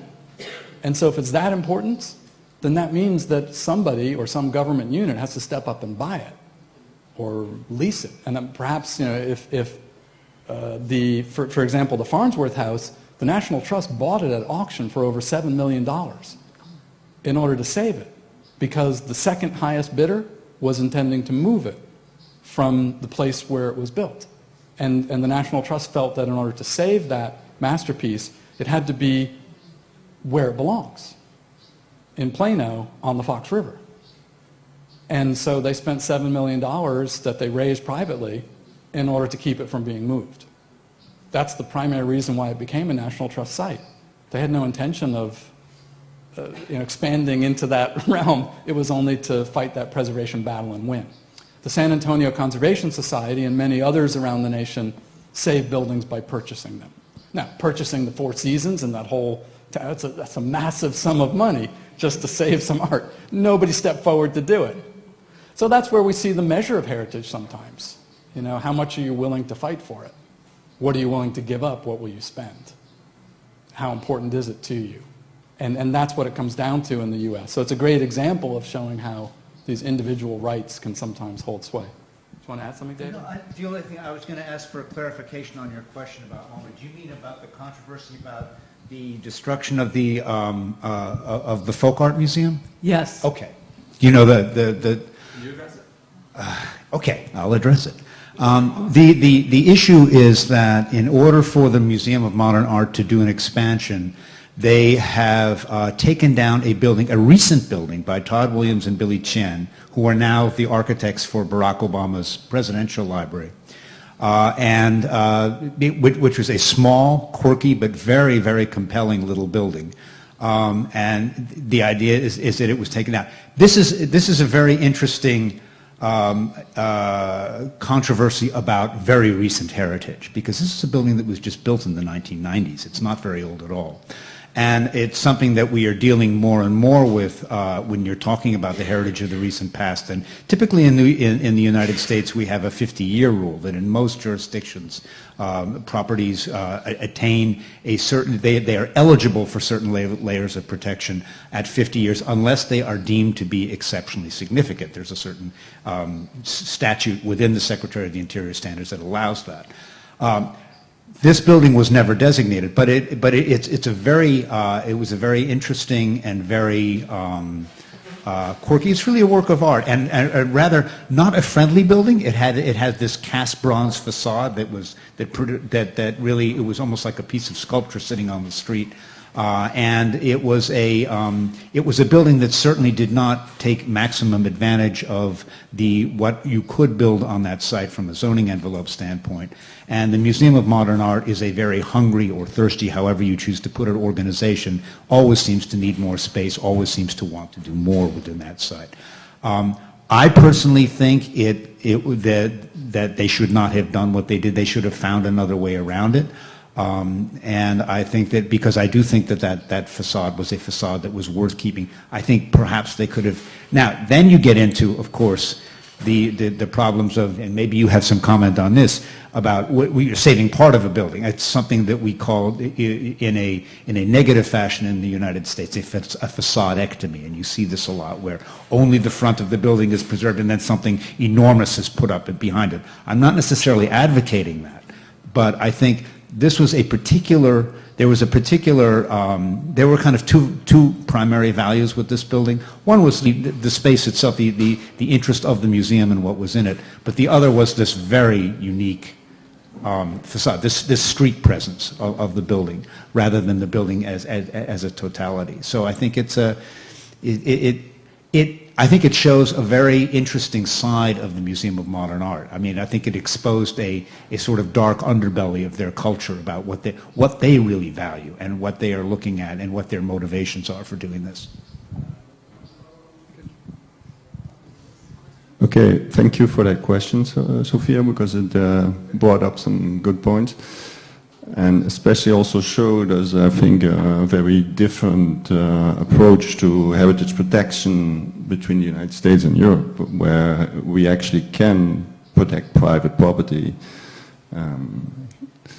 And that also links back, I think, to the general subject and how protecting heritage links us to the future, because protecting our past tells us where we come from and where we should go, maybe, too. So we'll have a short coffee break now, and then we'll go on with it. David, thank you.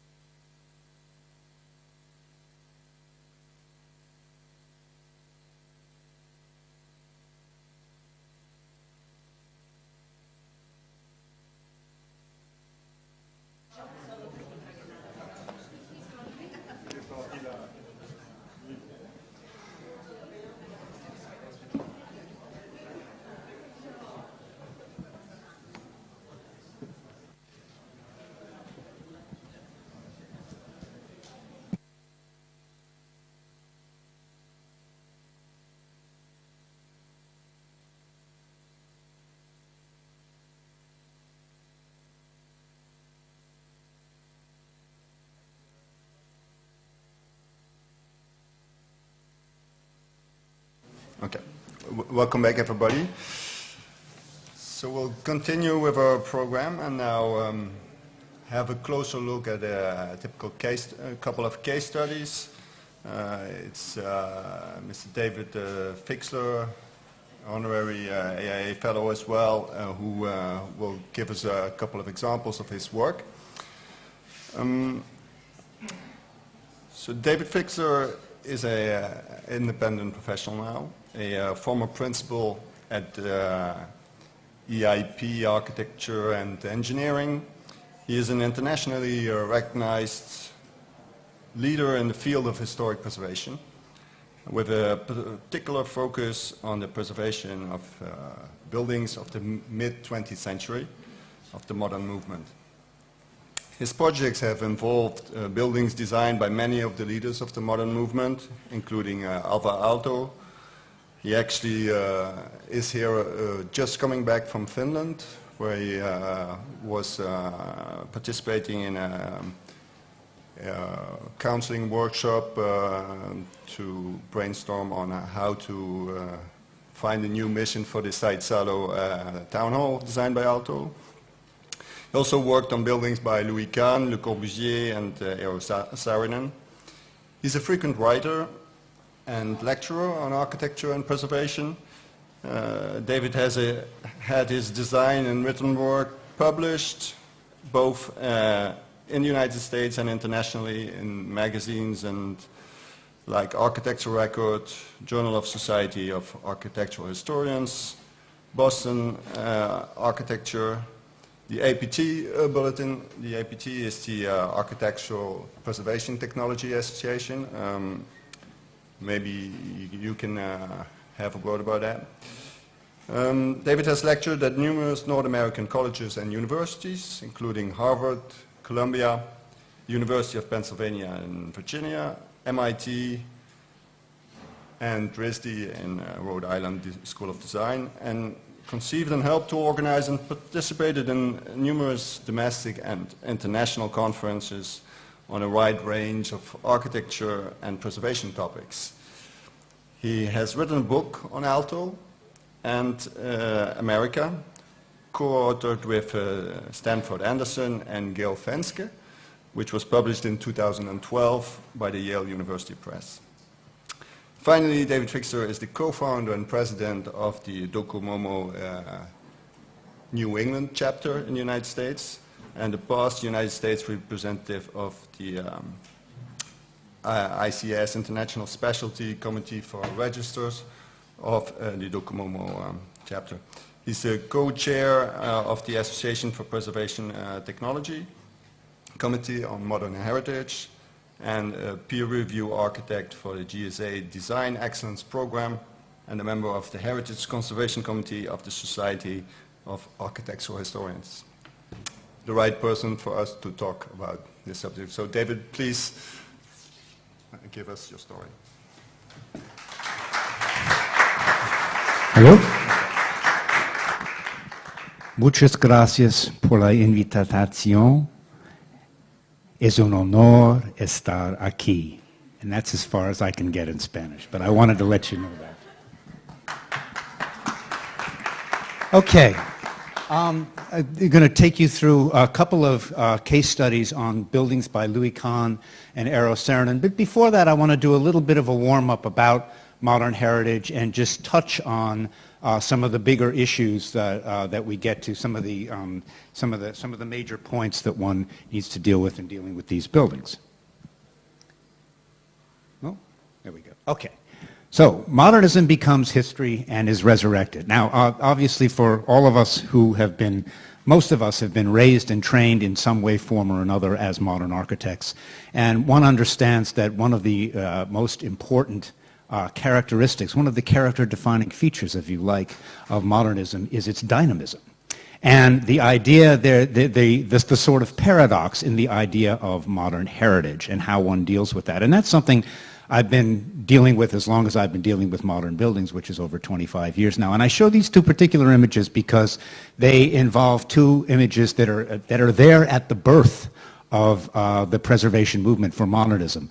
On the left, you see Bernard Tschumi's from a sort of manifesto he wrote in the 70s about what really makes architecture. And here's architecture really, this building has become architecture because it's become a ruin and lost its original meaning, and it will only survive, it will only survive as and its value as architecture, a little bit like what Aldo Rossi was talking about with autonomous architecture. But importantly, in 1959, Le Corbusier started contacted André Malraux, the French Minister of Culture, and said, my building is falling apart. The Villa Savoye is falling apart. What are you going to do about this? So that hence began the drive to restore modern buildings. And then on the right, Le Corbusier's own Unité d'Habitation, which was the first modern building ever listed, again by the French when the building was only 12 years old. So there is a recognition already back in the 1960s that this was going to be heritage and we were going to have to deal with it. I need to be closer, I guess. There we go. Okay, so Docomomo was founded in 1988 in Holland, and you have a Docomomo chapter right here in this building, Docomomo Iberico, which is one of really the foundation, the pillars of Docomomo. And Susanna just walked in right on cue as I said that. And but they were really founded around this building and the fact that it was in the state that you see on the left, the ruins of the Zonnestraal sanatorium. And but again, sort of the irony of this is the architect who designed this building, Dijker, really said, I don't need to do a building with great permanence. In 20 or 30 years, there will be no tuberculosis. You won't need this building anymore. Let me build something as light and simple and clean as possible, and hence this building was born. And now, of course, it had to be completely sort of taken apart and reconstructed in order to rebuild it. And this brings up very real ideas about what exactly it is we are preserving here in terms of both the idea and the materiality, because most of what you see in that picture on the right is new material. There's very little that was actually restored outside of the frame of the building itself. The windows are new, the finishes are new, all of that. So it's legitimate, it's real, and it's wonderful to have it as something that one can admire what functionalist architecture was like in the 1920s, but it's also a little bit paradoxical. Oops, I'm sorry, I need to be, oh, okay, back. I'm going to stand on this side, maybe it'll be better, yeah, okay. As Carsten mentioned, I did just come from a workshop in Finland. We are starting to lay the groundwork to perform a conservation management plan for the Seinäjoki Town Hall. And conservation planning is something that I'm doing a lot of these days, and I think it's a very valuable exercise because what it does is it really gets at the essence of what you are trying to conserve and how you are going to place this within, as Bill very well put it, this great continuum of history, looking back and looking forward, and how this building will then continue to be managed well into the future. And it's the way I like to treat all of my projects, and I think it's very exciting that the Finns are taking this initiative for this building, which now has lost its purpose because there is no longer a municipality of Seinäjoki, and therefore they don't need a town hall, and so it has to be repurposed as something else. For 10 years, I worked on the renovation of the United Nations, and I can't speak a lot about that, but I will just give you a few words about some of the work that we did on this. And I think this was a particularly interesting project because it really brings in everything. It brings in this has all, the entire panoply of values that one associates with a site, except perhaps sort of native indigenous values, but certainly the political, cultural, social, economic, all of the cultural values come to play when you're looking at a building like this. But again, what you are really after here is making a truly, but at core, what you're doing is you're renewing the institution so that it can do its job. And we had to do this in a heritage-sensitive fashion, but also with things like the curtain walls, which had to be replaced because they were experimental in their time and they had failed. But they also, the requirements change. They need to be resistant now for safety, security, blasts, this kind of thing. They need to be much, much more robust. And finding ways to do this in a way that is still sympathetic with the original architecture, to keep all of those delicate lines the same, is a big issue. And I'm going to be talking in the two buildings that I talk about. I'm going to spend a lot of time on windows because it's one of the really key issues, as Bill did in his talk, talking about the two houses, for how these buildings are sort of perceived and used going into the future, measuring sustainability against the aesthetics. Character definition, again, to echo a theme that Bill brought up, every little thing matters in a building like this. The spaces are open, they're simple, they're minimal, and so even if you're changing something like a switch for a light fixture or a radiator, all of these things matter and have to be taken into account very seriously in order to be successful in bringing these through. The importance of the kind of industrial products that were developed for these. These become important character-defining elements in a building like this. And again, finding ways in which to redo the guts of them, to make the technology work by today's standards, but to sort of keep them the way it is. There's an interesting sort of dichotomy here. Some of it can become evident, some of it you want to have hidden. And again, it's whether, from a preservation philosophy standpoint, it brings up many very interesting issues about what is real when you're talking about expressions of technology in a modern building. And last, I wanted to finish on the UN with this transformation of the Trusteeship Council Chamber, because this to me brings many of these threads together.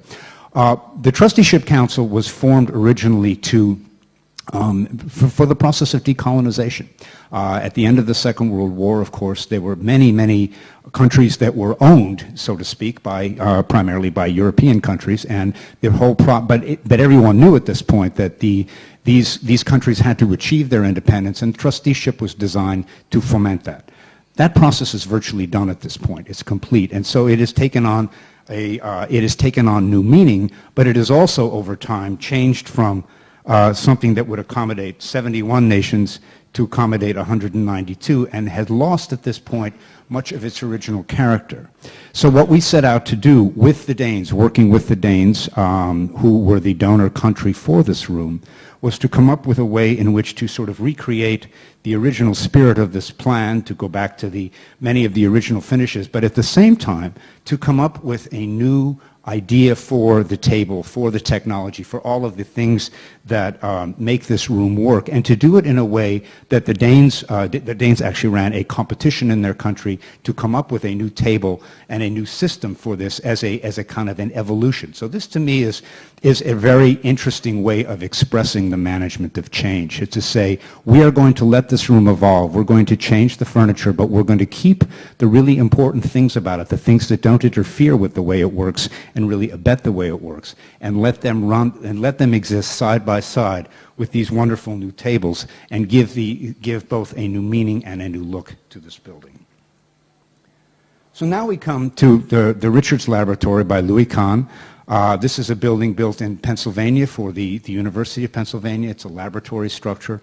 And it's a building that's had a very interesting and checkered history. So as we started this commission, we were very careful to develop a philosophy of adaptation. And it starts with I'm going to start with a few quotes by sort of favorite people that I listen to about preservation. This from Ada Louise Huxtable: what preservation is really all about is the retention and active relationship of the buildings of the past to the community's functioning present. And then from Paul Byard, who ran the program at Columbia for many years: every act of preservation is inescapably an act of renewal by the light of a lighter time, etc.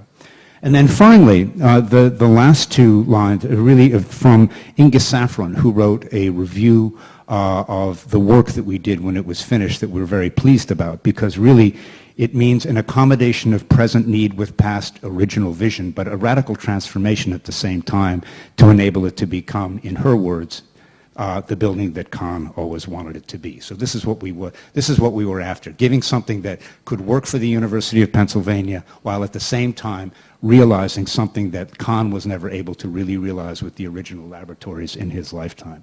So here's the site on the West Campus in Philadelphia. And then the plan and a couple of quotes about the building.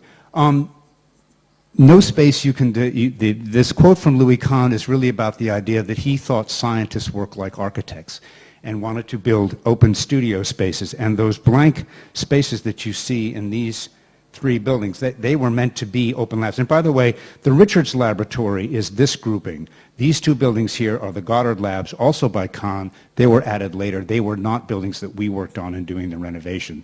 They don't quite have the purity of design of the earlier buildings. They are nonetheless very much a part of the complex and part of the fact that it is listed. And I should mention that this is a National Historic Landmark, so it does have a degree of protection that is rare for an institutional buildings. It's very rare for a college or a university to allow one of their own structures to be listed, no matter how well they value it. That just is not, so to speak, the American way. But you see there's a series of these are the served spaces that revolve around this servant tower C. And it's really this is something that Kahn is very famous for. And this is probably the most literal interpretation of the servant versus served, because he actually makes separate buildings out of each of these, and you can read them very clearly. But finally, the Vincent Scully quote, they are a town of colleagues, but function not perfectly at all. The building had a lot of problems, which we will get into as I go along here. So here you see the ideal on the right, really, which is the structure. He worked with an engineer named August Commandant, who was an early visionary concrete structural engineer. They developed this Vierendeel truss system hung off of 8 columns in each of the towers with a lot of cantilevers. And there you kind of see the purity of the grids the primary grid and the secondary grids. And that's the reality, the kind of open reality that Kahn looked for in this building. Whereas the real, that's the ideal rather. The architecture, you can see, divides it up into lots of little spaces, which is not Kahn's idea, but it became, in fact, the way that the scientists wanted to work in the laboratory, and they never really got everything to fit. Even though there was a system designed to accommodate these walls, it is not something that we had the sense that Kahn ever really wanted to be present. So here you see the building being built. It's very, very apparent about the sort of the way in which the structure reads. This is probably, there is a more overt reading of the structure in this building than in any other building that Kahn designed. This is sort of the apex of that idea in his career. He was working not only with August Commandant, but also with Ann Ting in his office, with whom he did also the Yale Art Gallery, and began these explorations in structural concrete systems to be able to find ways to weave the systems in with along with it. And so I love this image because this is before they filled in any of the interiors, and it really just looks like a stack of vitrines, you know, a pristine stack of these wonderfully taut, minimal vitrines. And this is really, this is the ideal. This is the notion that we always had to come back to as we were doing our work to make sure that this kind of reading continued to be felt. And this idea, too, that the way he groups these communities of scholars and scientists, that you can kind of look into your neighbor's laboratory and get a sense of this communication. It very rarely happened, in fact, but it was very much a part, too, of what Kahn wanted to happen with this building. So looking at Kahn's development, it's very interesting with Louis Kahn to look at his developmental sketches, because he is, you think of his work as being highly disciplined and highly rational, and you realize he comes with this very, very broad zigzagging path and tries out a little bit of everything before he finally gets to the resolution. And I think this is a perfect example. The other thing he was obsessed with in this building was the fact that this is his first laboratory and that you have to move vast quantities of air in and out. So he's imagining here with these stacks, saying you need a certain amount, and as you go up the building, you're getting more and more air that you're having to exhaust out the top. And so this is a very kind of literal expression of that. And the other was, he would originally envision the Vierendeels to be a 9 square within a 9 square within a 9 square grid, rather than a 4 square within a 9 square grid. And you have this kind of stepping here, which is a much more radical I think, and fussy way of dealing with the expression of the structure. This was changed for cost reasons in the end, although Kahn was quite happy, and I think we're all quite happy with the solution that was ended up. And obviously these were merely an early exploration. But you can also see here he actually has round tops on the ouches here, similar to what Sert did at the Miro Foundation, but obviously not something that survived in this building at all. Here again, a very early sketch. This is the plan view of that sketch with the vent stacks walking up the building. The idea that this is happening in the very early stages of design. So right from the beginning, there's an integration here of the systems into the building, and the way in which the engineering system become also a character-defining feature is very, very important to the reading of this building as the design evolves and as our renovation scheme also had to evolve. So here you see some of these design principles. And this is a nice photograph of the space showing the open floor. This is the way Kahn wanted it before they put in the partitions, before they cluttered it up with a lot of things. And you can see the organization of the building systems overhead. And what this, what this drawing here does is it shows you exactly how they are stratified. I don't expect you can read all that, but it tells you where the ductwork goes, it tells you where the wiring goes, it tells you where the plumbing goes, and how all of that is supposed to work. And he even has these sort of details for how to come up and down through the building in order to keep everything in its proper stratum. And the fact that these principles were not always held to as the building evolved over the years and changes inevitably had to be made as happened in any laboratory building. That's one of the things that really compromised the character and that we had to set about changing as we began to develop our renovation. So here, some of the most exquisite ductwork for people, anybody who's a kind of a geek about ductwork. He got the most incredibly beautiful, seamless ductwork put into this building, and that's something that we actually had a little bit of difficulty with in doing the renovation to sort of achieve that same level of quality in the work that we put back that was done originally, and we also found out in the course of doing this that Kahn was not happy with the original installation and went in and had the contractor tear everything out and do it over again, much to the university's consternation, but to for the benefit of us as architects and historians admiring the quality of this work. Here's a sort of a diagram of the supply and return, showing again how all of that ductwork interleaves with the structure. This is from a book by Thomas Leslie called Louis Kahn, Building Art, Building Science. And it shows you in kind of wonderful detail how all of these various pieces go together. So this is all stuff that we had to sort of understand and put into the design and preservation guidelines to be able to sort of accommodate this in a new way as our design evolved. And here's the principle about respecting the structural grid. And I show you this because this is the first rule we had to break. This is the way in which Kahn said, all right, if you have to put walls in, at least align them with the trusses. But he also showed us in little out-of-the-way places, he gave us clues as to how to break the rules, and I'll get to that in a minute. But this is you can see the plan on the right and then the diagram about how that works with the structure overhead on the left.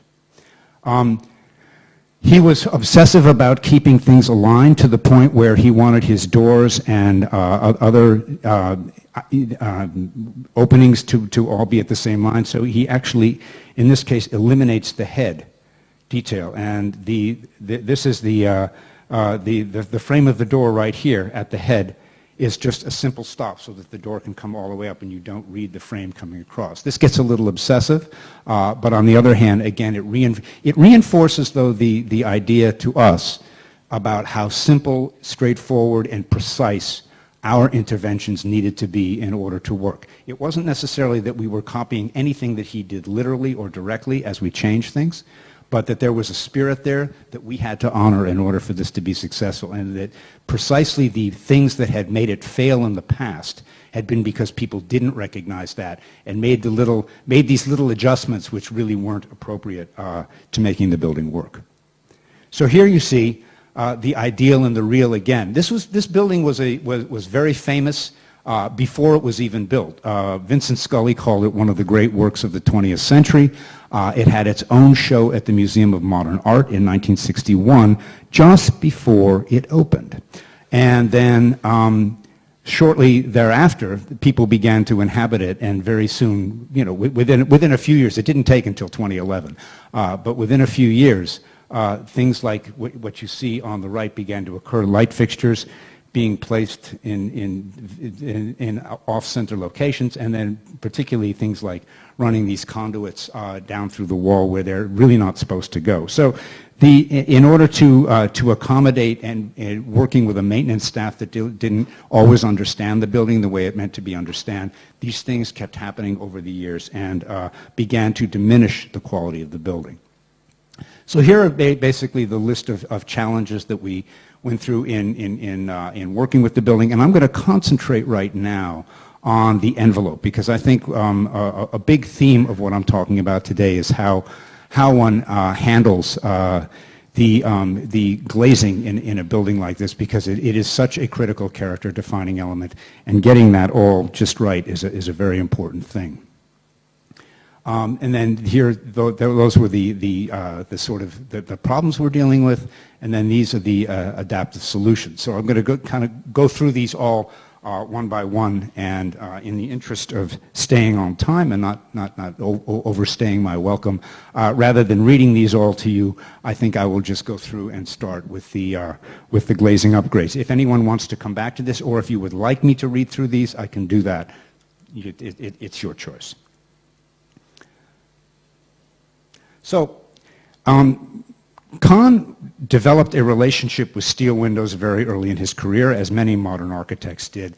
His first building using them was the Yale University Art Gallery, which you see here on the left in New Haven, Connecticut. And this was a relatively conventional steel window system. These were Hopes or Crittall windows. I believe they were Crittall, in fact, but they were all pretty much the same kind of system. However, Kahn was not happy with these windows because he felt that they were imprecise, that they used too much material, and that the fact that the shapes are rolled means that you don't have precise corners and edges, and that there is basically just far too much going on for what he wanted to do in his architecture. So in his next building that he did shortly thereafter, it's a building that unfortunately does not exist anymore. This is the American Federation of Labor Medical Services building in Philadelphia. He starts to develop, you can see now all of a sudden you see far, far less in the way of windows. You have these strong dividing lines at the floors, and then very, very minimal mullions separating the glazed and the fixed panels within the building. And the way he did this was he did several explorations. He looked first at a steel system, like Yale. He rejected that. He then went to an aluminum system, which was also starting to be fairly common at the time, and he didn't like that either because you had to use too much weight in terms of the aluminum being not as strong as steel. So what he finally starts to develop is this bent stainless steel plate. This is heavy gauge stainless steel plate that he forms on a brake metal, like roofers do. It forms into the shapes you want, and glazing the windows, putting the glass directly into these frames with there it is, with a little stop. There's the glass, and then these frames like this. Now, this makes for an incredibly elegant glazing system. And it is the system that he then carries forward into Richards. This is one of the working drawings for the Richards labs. But it brings up a real question, of course. If you're going to be working with this, and it is conceivably certainly one of the most, if not the most elegant glazing system I've ever come across. But it doesn't have a thermal break. So it is something that one needs to understand. If you're working with this as a heritage building, you can have the kind of leeway to provide or not provide the thermal break. But as a matter of due diligence, we did look at seeing whether or not a thermally broken version of this could be done and with insulating glass. But let me first show you that he continued to develop this throughout his career. The next major building he does is the Salk Institute in La Jolla, California. And at the Salk, whereas you think of Salk of having these beautiful wood windows in the studies, in fact, the laboratories are all glazed with a system like this, which is basically a continued evolution of this same idea. So he uses this right up until his very last building, the Yale Art Gallery, the second Yale Art Gallery, the Yale Center for British Art in New Haven, and really brings so much of what one thinks of as the character definition of these huge expanses of glass with almost nothing holding them in place, much less than would be evidenced with a typical steel frame, comes from this exploration. And this was something that we felt was very important to acknowledge and celebrate as we were developing our renovation. So here is that evolution. So, and these are corner conditions at each one. So first at the Yale Art Gallery, there you see in conventional steel, probably looks very familiar to most people. Next to that is what he did at the AFFL building. At Richards, he develops this incredibly elegant cruciform corner post to hold the system together. But in all of these, there's the idea of the reentrant corner, that he's really making this corner as a reentrant corner, and then finally simplified at Salk. But at Salk, you're dealing with a structure that holds the glass at the top and the bottom, whereas you're not at Richards. At Richards, that post floats free and creates some issues. So here is Kahn's elevation and the actual profiles of that glazing system.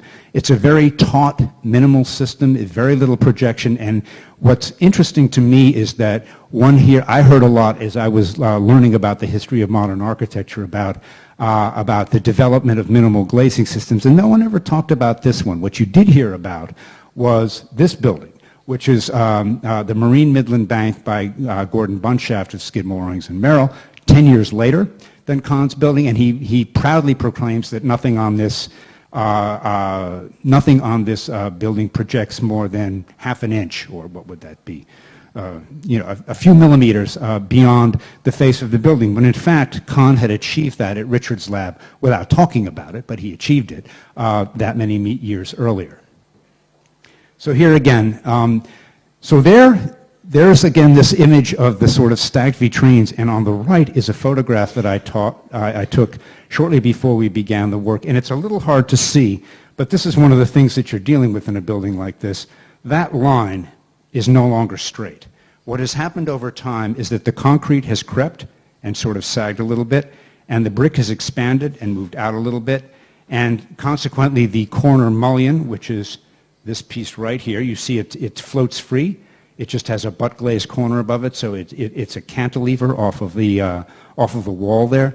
So all of that is being deformed, which means that the glass, in many cases, you could actually see daylight coming through where some of these some of the seals had been. So you had a really very serious problem here, but also something to consider as we're going to go back and conceive the renovation and look at the replacement of this, that each one of these enormous lights of glass had to really be custom measured, because none of them were perfectly square. They're all a rhomboid or parallelogram or a trapezoid in form, and they also are kind of bending this way as well as being out of plumb. So it makes for some unique technical challenges as you're starting to come up with ways to kind of figure out how to fix that glazing. So here's the analysis of. We had to be very scientific about this, of course. There you see the idea of the sort of the cantilevered corner and the idea that it floats. What we determined was, with proper anchoring, we could make this all work. We didn't have that there was no danger. It just was bound to move, and we had to develop a system that would move along with the building. The other thing we discovered, too, is that in looking at historical data, it appears as though the concrete creep had pretty much stopped. The building is now almost 60 years old. And the brick expansion also. So we could rely in looking at developing a solution, we could rely on the idea that probably there was going to be very little movement in the future, and we're keeping our fingers crossed and hoping that things hold together pretty well. But there is some elasticity built into our system which can accommodate that. One of the problems with this building has always been the abundance of natural light and the fact that the labs get very hot and there's a lot of glare, and when you're dealing with certain kinds of sensitive scientific work, it becomes extremely problematic. This is one of the great ironies of the building, is that Kahn actually designed this system of cool shades. These are aluminum screens that were meant to be put on the south and west facades of the building, and they were, and they're operable. The screens are operable. The windows are not operable, so you can't get at the screen. So once they get fixed in position, you would then have to get up on a lift or scaffolding in order to move the screens. Why no one thought of this, I don't know, but that is the way it was, although in fact, these had a relatively limited lifespan. They were taken off in the 1970s, and we never entertained putting them back. It was not something that the renovation ever seriously considered reinstalling as part of the original architecture. But there you see this very poetic view of somebody actually put draperies up here. And then much more common, though, in recent history has been people just putting up pieces of mylar or cardboard or plywood or something in front of the window in order for it to be, in order to cut the glare, to be able to manage it. They painted out the transoms. They did all kinds of violence to this building in the interest of minimizing the sun. So here's a summary of the existing conditions.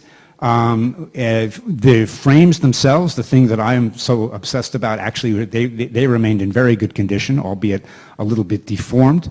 The anchors had to be redone. You know, there were all of the things that I talked to you about already, but these were all solvable problems. So the issue then became really, there's the sort of the cruciform corner, but you see that there's a wonderful, as beautiful as these frames are as technical objects, there's also this kind of wonderful handmade quality about it. The idea that you're folding this like you're folding a piece of paper, like origami sort of, in order to create this, which gives it a kind of a unique quality that is not so technical, but really leans more back towards craft. So, a couple things. First of all, as I mentioned, we tried to do some due diligence about coming up with a way in which this system could possibly be thermally broken and incorporate an IGU. And these are just my own scribblings on the train one day. This is for somebody who wants to try this in the future. The way that this building was put together, we would have done great violence in pulling the frames out, and it was very early determined as we did this exploration that it wasn't worth sacrificing because you would have to take apart the brickwork, you'd have to pull the reglets out of the concrete, there would be a lot of violence done to the building in removing those frames, and the frames were beautiful and eminently restorable. Their only problem was that they did not have a thermal break. So we looked at, here then you see on the existing corner, that's the existing glass, and these were enormous sheets of glass. They were only 1/4 of an inch thick, so that's about little over a centimeter, a little less than a centimeter thick. And they were 15 feet by 5.5 feet, so they're quite large. And we looked then at, so here would be an idea about using, this is what you'd have to go through in order to get a thermal break put into this. You can see how elaborate that all gets, and we're not even sure that stop would work. But here in the middle, circled, is basically just taking the glass that was there, doubling it in thickness, put it with an interlayer, and using laminated glass. And here's where, I've become a great advocate of this for precisely the reason Bill mentioned in the Farnsworth House and Glass House. My client would not accept tempered glass for those big windows for precisely the reasons of roller wave.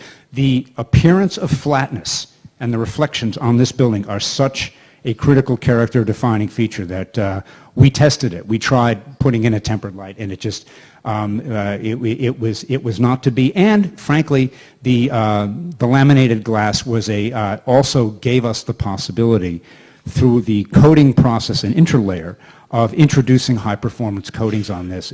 What we did is we used a coating that was as high performance as possible while still being invisible in order to improve its energy efficiency.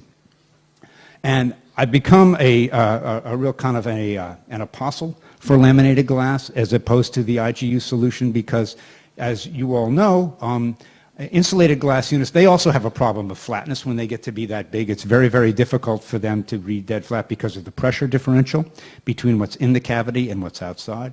But also, over time, the seals will be destroyed, and at least with the technology as it exists today, you then have to throw those enormous lights of glass away. You can't repurpose them. Whereas the laminated glass, we feel, has I won't say an indefinite lifespan, but certainly a greater lifespan than wooded insulating glass unit. So then here you see a sectional view of the typical big window, and these pieces that project out, these are they are the tracks to hold what were the cool shades. So we left the tracks intact. We did not mess with that. We just didn't put the shading devices back.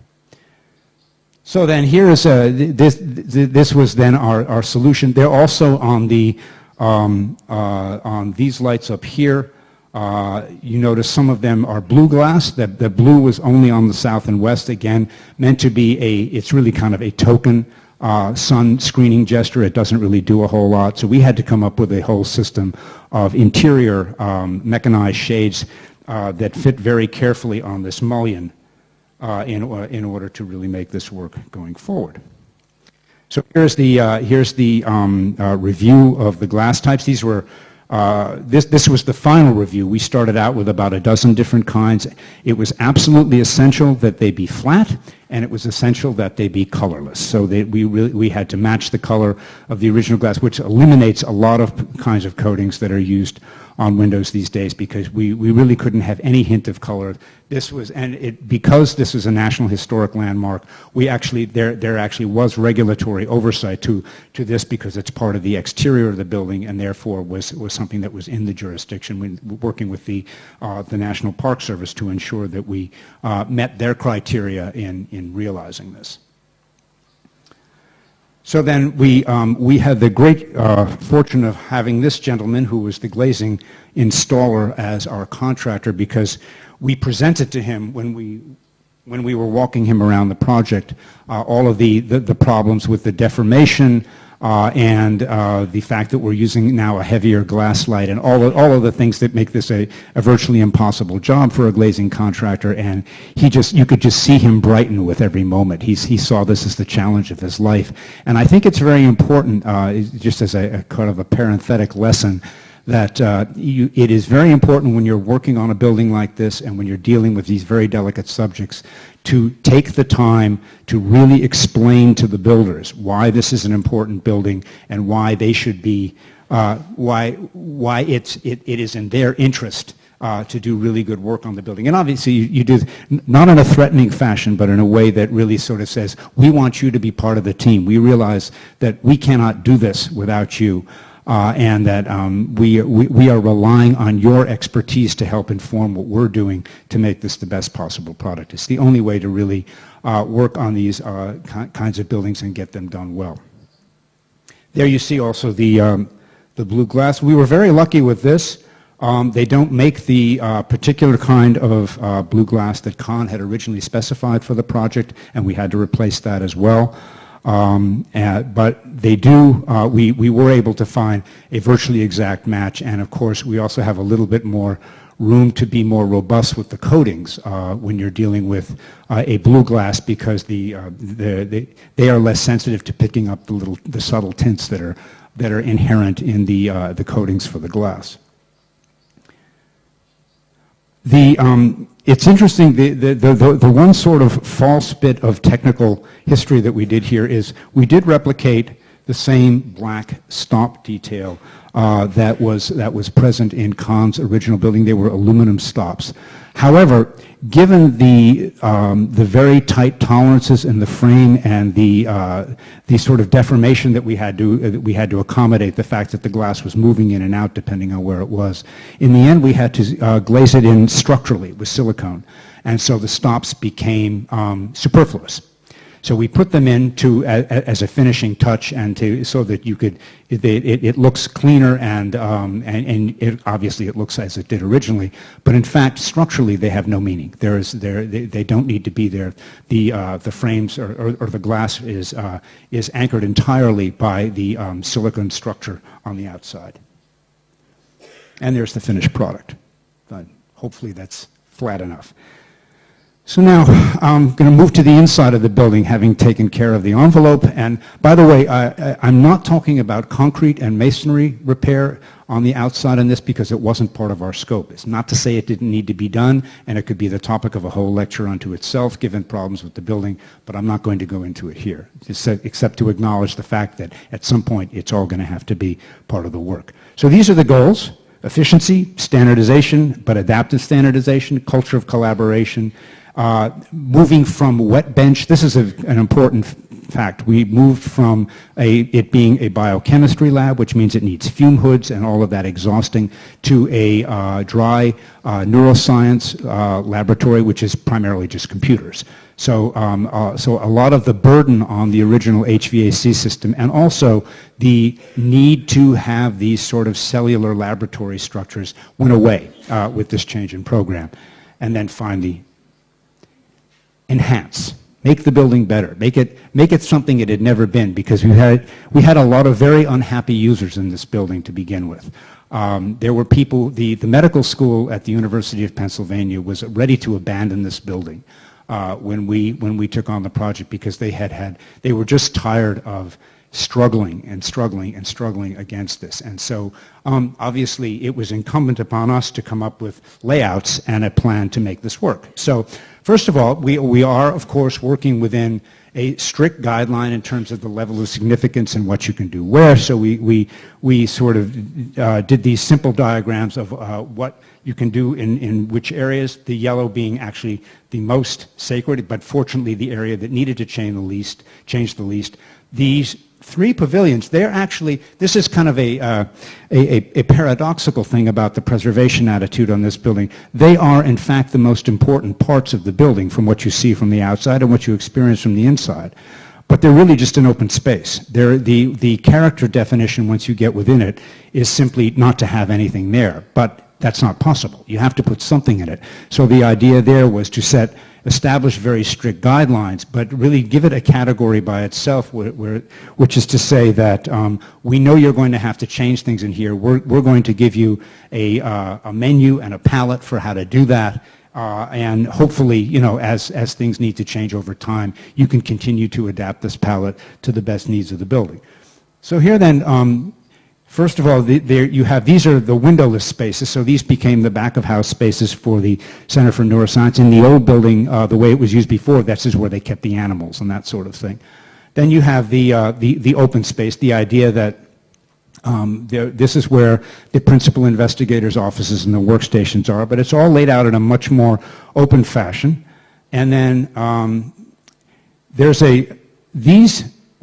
is a very important point. That corner bay, which you see there in yellow, is too big by the University of Pennsylvania standards for an office. But that is, in fact, what that bay wants to be from a structural standpoint, because that's where the structure overhead aligns. So it was very important that we find a way to make these floors more efficient.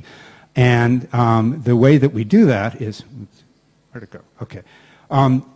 Is to create the three corner offices here, 1, 2, 3, but then by distorting off the grid, which I'll get to in a second, we were able to fit 3 offices in here, and then we're able to always leave one corner open to democratize the light and the views, to develop this so that you always get a sense of the great open floor plate that Kahn always wanted in this building. So you're able to increase the workstation density, put a lot more people in an open plan out on the floor. That's again just accommodating more testing rooms into the service tower.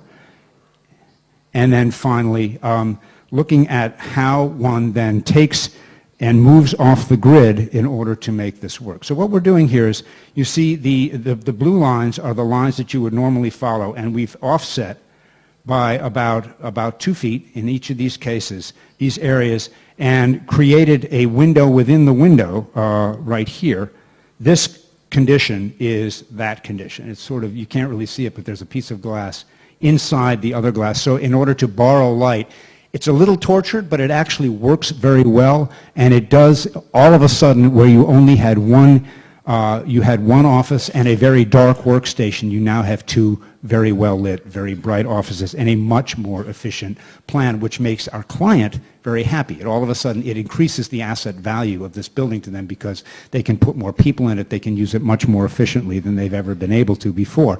And we found a way to do this in keeping with Kahn's spirit and and also looking at precedent for the offsetting partitions. Here you see, this is the famous Kimball Art Museum in Texas, and there's a precedent here. Here's the structural line, but Kahn, he just sort of uses these, again, the same bent stainless steel plate, he loves it, he uses it everywhere, to be able to move the partitions off with the same idea in mind, that you're creating an interstitial space here. You're actually creating a small gallery within the structure by just pushing these walls out slightly on either side. Also, though, as we're starting to develop this, we were looking very hard at Kahn's material palette, not only in this building but in all of his buildings, because it's remarkably consistent from building to building. So we felt that by even looking at buildings like the Yale Center for British Art here, the idea of the exposed systems, the raw concrete, the oak and glass, that this was a palette that we felt comfortable bringing back into the interiors of Richards. And there you see, that's the result before it is furnished. So you have these the offsets here, the ceiling offset. There's the line of structure, and there are these acoustic panels.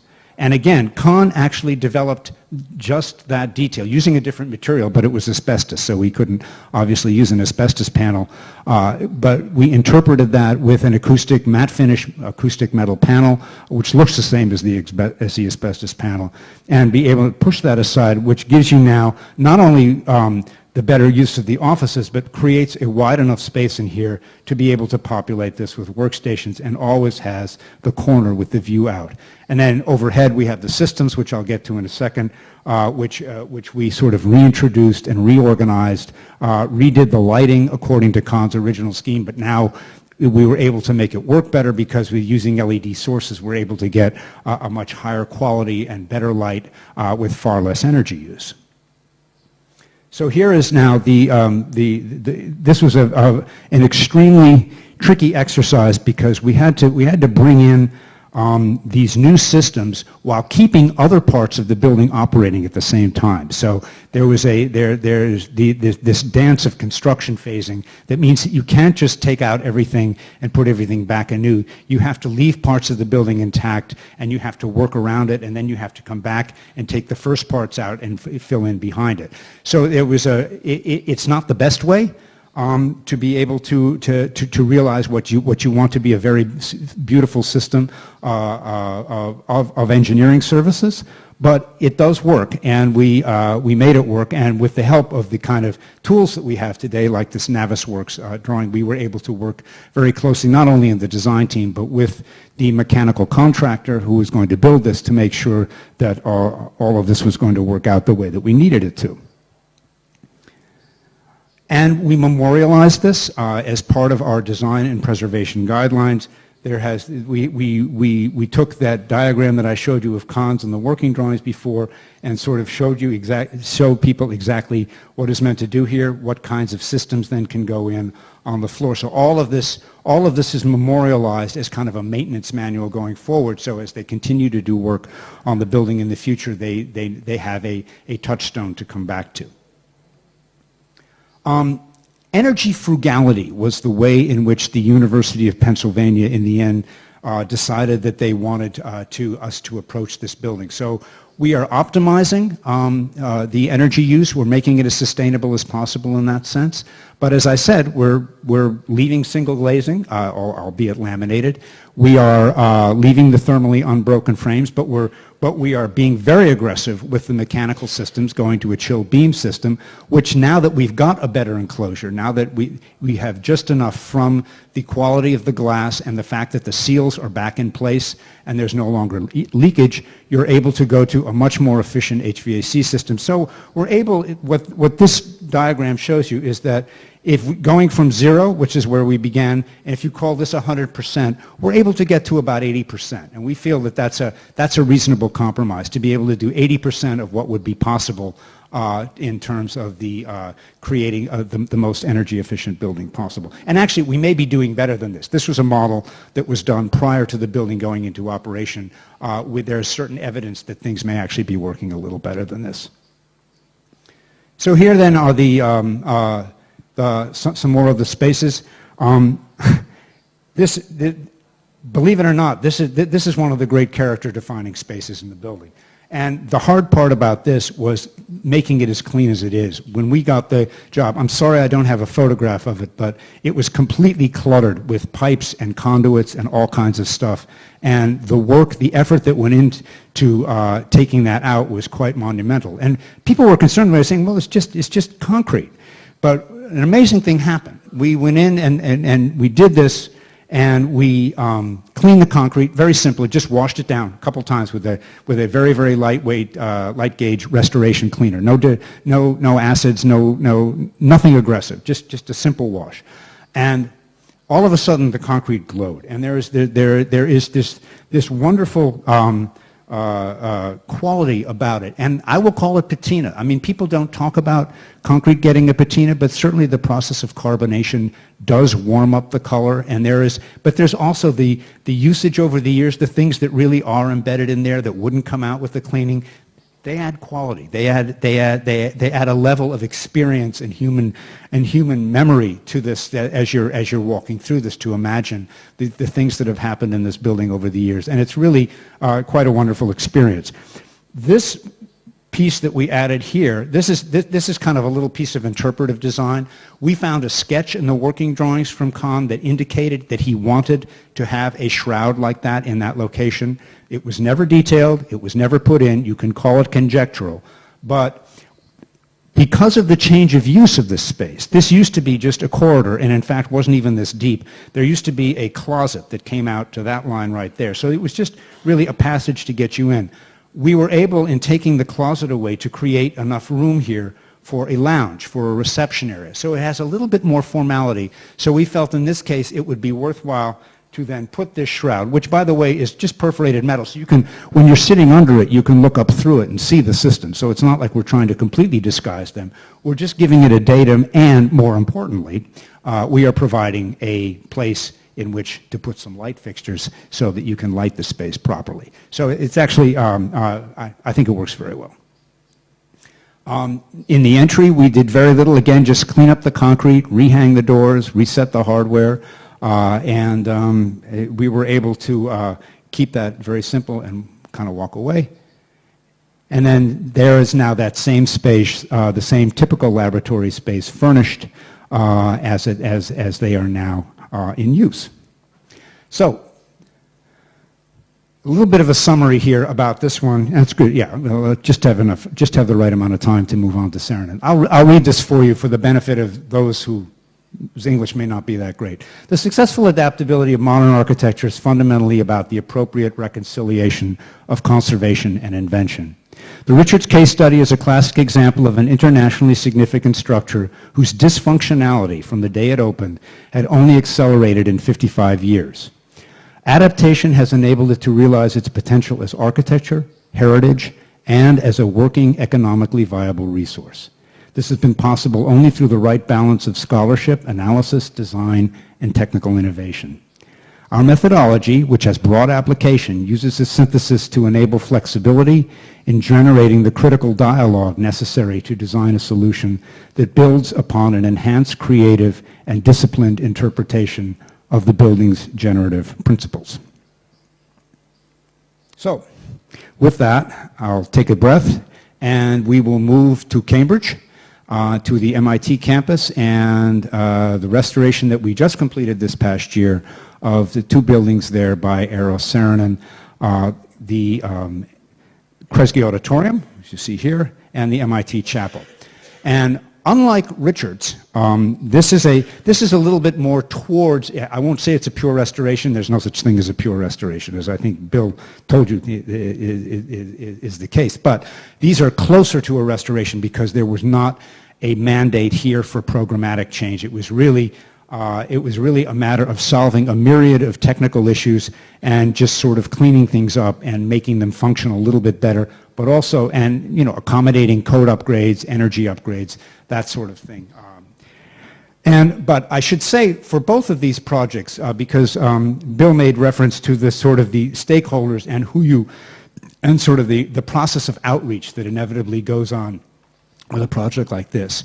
With all of these projects that I've touched on, the United Nations, the Richards Laboratories, and now these, we built a broad cohort of stakeholders, advisors, peer reviewers, people who we could consult with and check with to make sure that we were not going astray. And the client was always amenable to this, to say, yes, it's very important. These are world famous buildings.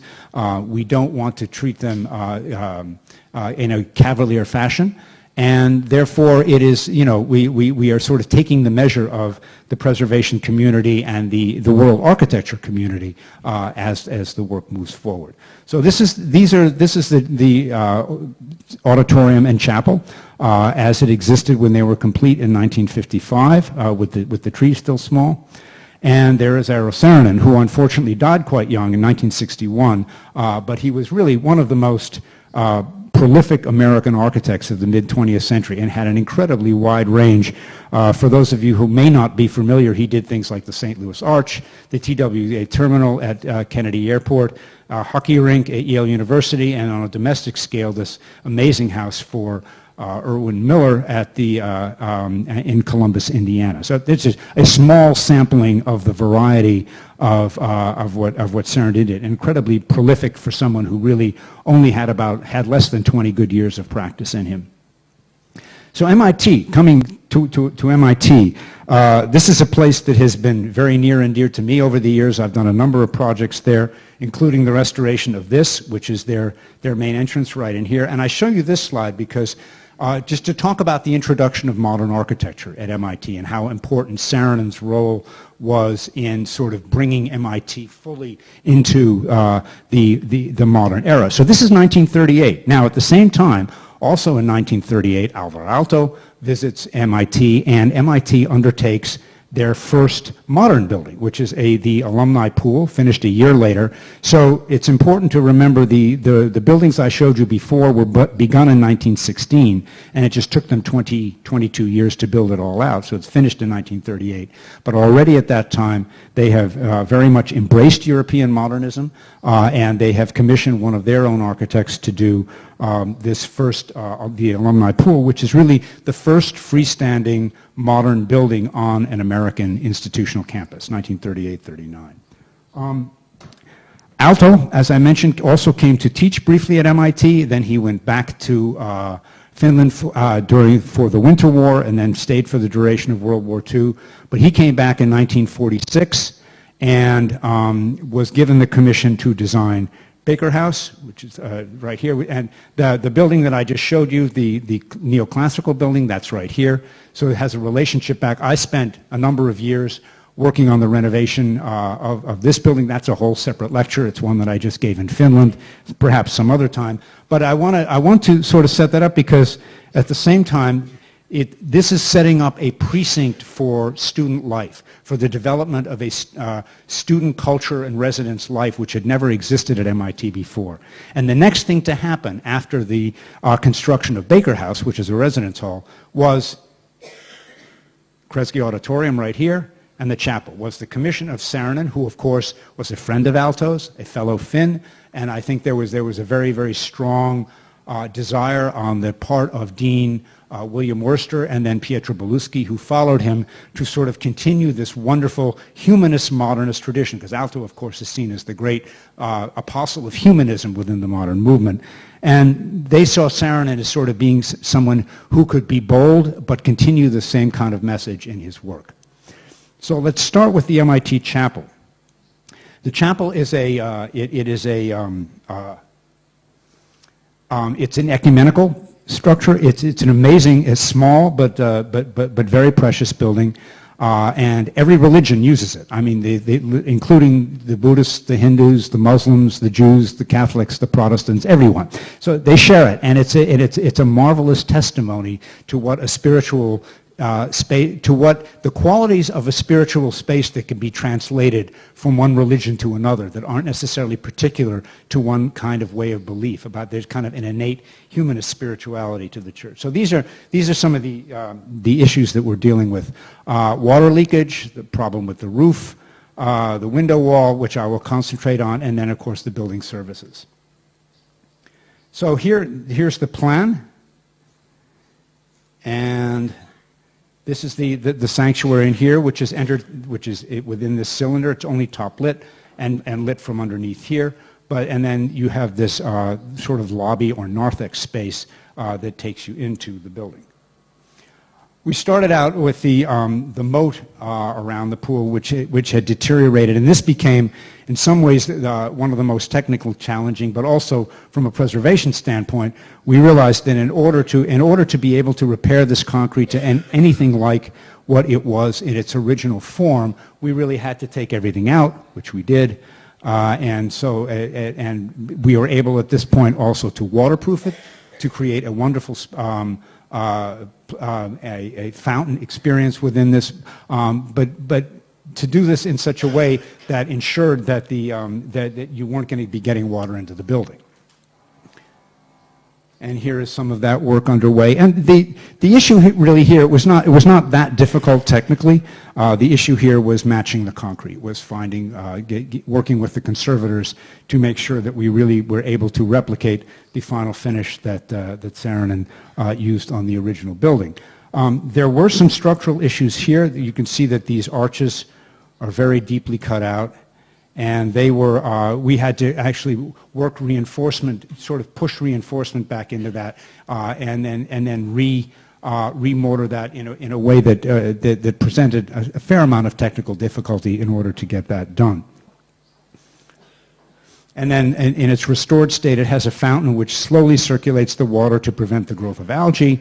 Little subtle technical things that weren't available in Saarinen's day that make it work much better. And then the space inside, here is a space at night with an overhead light coming down, and I say it's at night because you see that you don't see any light coming from this side.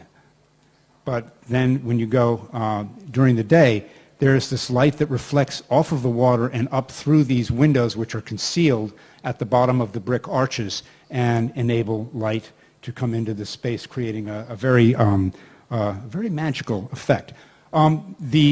Within this sanctuary, all we really needed to do was clean the brick and we had art conservators work on this Richard Lippold, Harry Bertoia screen. And there were services, which I'll show you in a minute, that we had to run in to the building that hadn't been there before, and finding a way to do that was not easy. It's an ingenious system. These walls the brickwork is open here for both the distribution of air and for acoustic dampening, and it gives it a slightly otherworldly quality, which is of course appropriate for a spiritual space like this. The bell tower is also a work of art by Theodore Rozak. MIT has a group of in-house art conservators as part of the List Center. We work with them on the conservation both of the sculpture inside, but also on moving this. And this was we had an incredible day of having to lift this up with a crane, take it off the roof, in order to be able to redo the roof and then lift it up so that water problems, because this had previously been causing leakage into the building because of the way in which the the way in which that was set. So we had to move it up about 8 inches in order to solve that problem. And there you see that's an original photo when they were first lifting it up into place. There you see the prospect of the tower on the building. And this is supposed to be a video, but I couldn't get it to work. But it shows it just being brought over and dropped to the ground. Suffice to say, you get the sense of what happened there. Now, on the window walls, we have in some ways an analogous situation here to what we did at Richards. The difference being that the steel window walls here are carbon steel. They were highly corroded, and we were not really able to conserve you can see by looking at some of these, we were not really able to conserve these elements. So the decision was made instead to conserve the glass. We took all the glass out, and we came up with a revised detail, similar in many ways to what we did at Richards, where this is art glass. This is a German art glass. And we found we discovered that by taking the seeded colored art glass and laminating it to a similar wavy patterned glass, a similar art glass made by the same German manufacturer with a gel laminate interlayer. So because the panes are uneven, you can't use the kind of sheet vinyl interlayer that you would normally use in laminated glass, but a special gel was developed that you can inject into that so it fills all of the voids, and you really can't tell that it's a laminated light. It still just looks like the seeded leaded art glass that it was to begin with. But you can see the difference. It just gets a little thicker, basically very, very little difference. The only thing that we did do here, though, is we took that existing frame, and when we put it back, we put it back in stainless steel so that we would not have the corrosion problems. Here again, the decision being to treat this as a work of art, to say that we're going to be energy frugal, but we're not going to optimize it. We're not going to try to put an insulating glass. We're not going to try to make a thermally broken frame. But as an exercise in trying to make a stained glass wall more robust, it's a very good exercise, because there were safety issues with this too. People were breaking it because it was very fragile, and that is no longer an issue now that it's laminated. So here is that work in process and the finished product, looking down the way into the sanctuary. The other thing we did was there was a lot of, because of the corrosion of the window walls at the base, and let me see if I can go back and find one of those pictures. You don't really see it. Okay, I'm sorry. But the issue being that a lot of the travertine had to come out at the edges and be replaced, and we were able to find we were able to source where the travertine had come from originally. We were able to find more of the same stock and be able to replace it in kind so that you really can't tell that, that these pieces were new. And we also, through paint research, discovered that it had really been a much more kind of a mauve brown color, so we powder coated the stainless steel, and we now really have restored what Saarinen's vision is. And then finally, on the inside, I mentioned running the upgrades for code and fire protection. If you look closely, you can just see these pipes snaking up the back wall, and they come up above the ceiling in order to provide sprinkler fire protection. And also this line here is a little higher than it was before in order to provide fall protection for the organ. These are things that are mandated not just by the code, because the code will let you sometimes get away with this on a historic property, and the Cambridge Historical Commission was perfectly willing to give us a buy on this, but MIT's insurance said no. We are upgrading this building. We're going to make it as safe as possible. We have too many liability issues to enable it to be any other way. And we agree with that. I mean, my philosophy, I've been doing this now for 25 years with buildings like this. I think that's the right thing to do, and you just find a way to accommodate it as best as possible. So now at the auditorium, this is an incredible thin shell structure. At the very top, it's about 3 inches, which is about 8 centimeters thick at this top. It's a very, very minimal dome. It's thinner proportionally than an eggshell. So that gives you an idea of how lightweight this structure is. And it is shown here with its original roof, which was a membrane. Saarinen originally wanted it to be a copper shingle roof. He couldn't get that to work, and it has had a history of roofs over the years, going from this to lead to and finally to the copper roof that is there today. But it's an interesting evolution, because one of the questions that came up when we began the work is, do you go back and do you try to do, they said, well, maybe this is not what Saarinen wanted, but it is historically. This was the original roof. This is what the historical record shows the building had on it.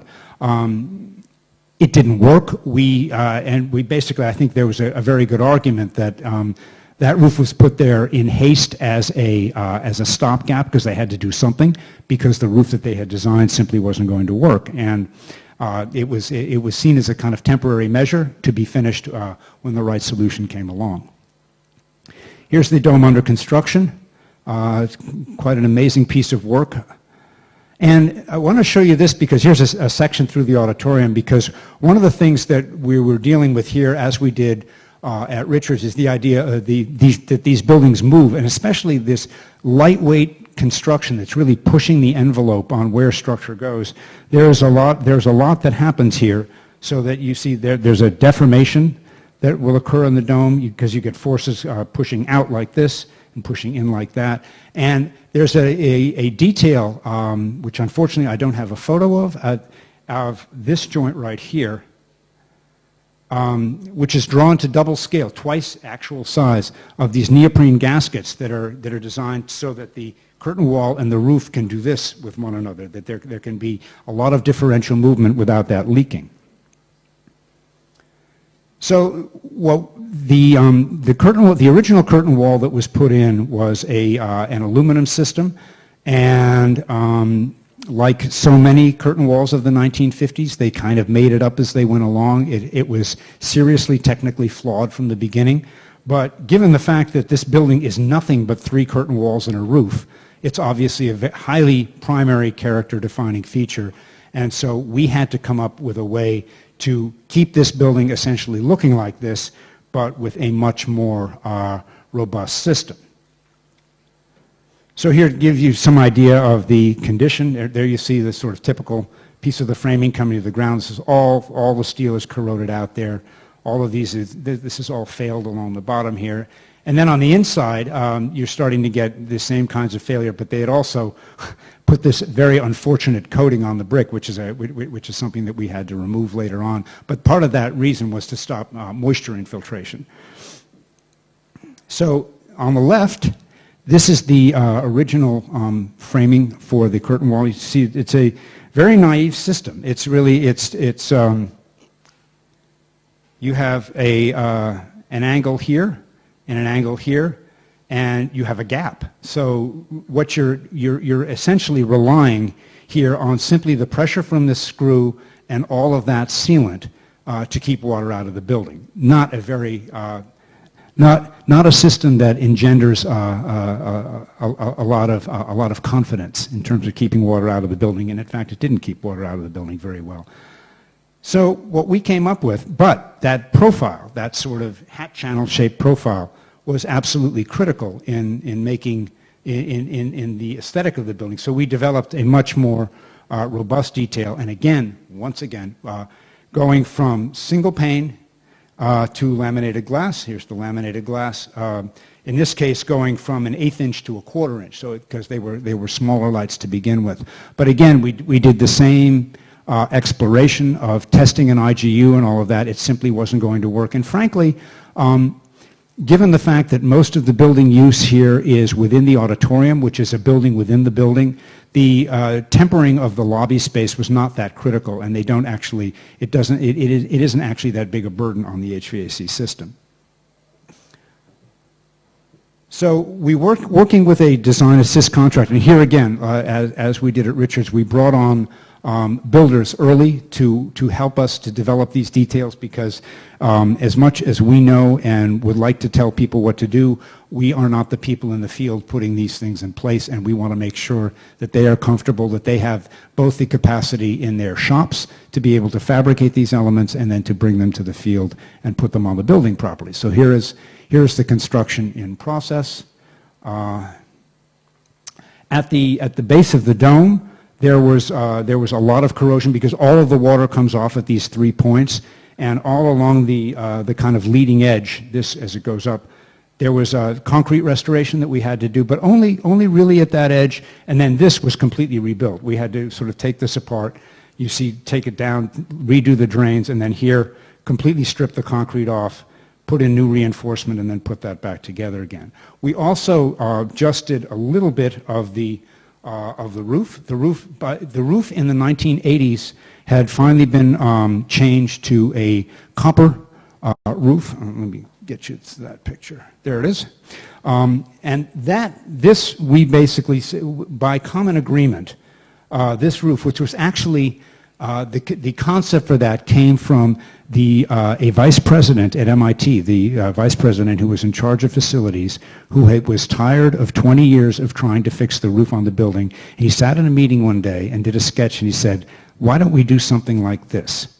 And it was worked up into a design, and this it now has, so there's an interesting, besides the fact that it works technically and that everybody feels it looks pretty good on the building, there's an interesting cultural aspect of this, the idea that, you know, a frustrated client says, you know what, I've got a better idea, I can really make this work in a way that it hasn't worked before. It becomes part of the story of the building, becomes part of the history, part of its lore.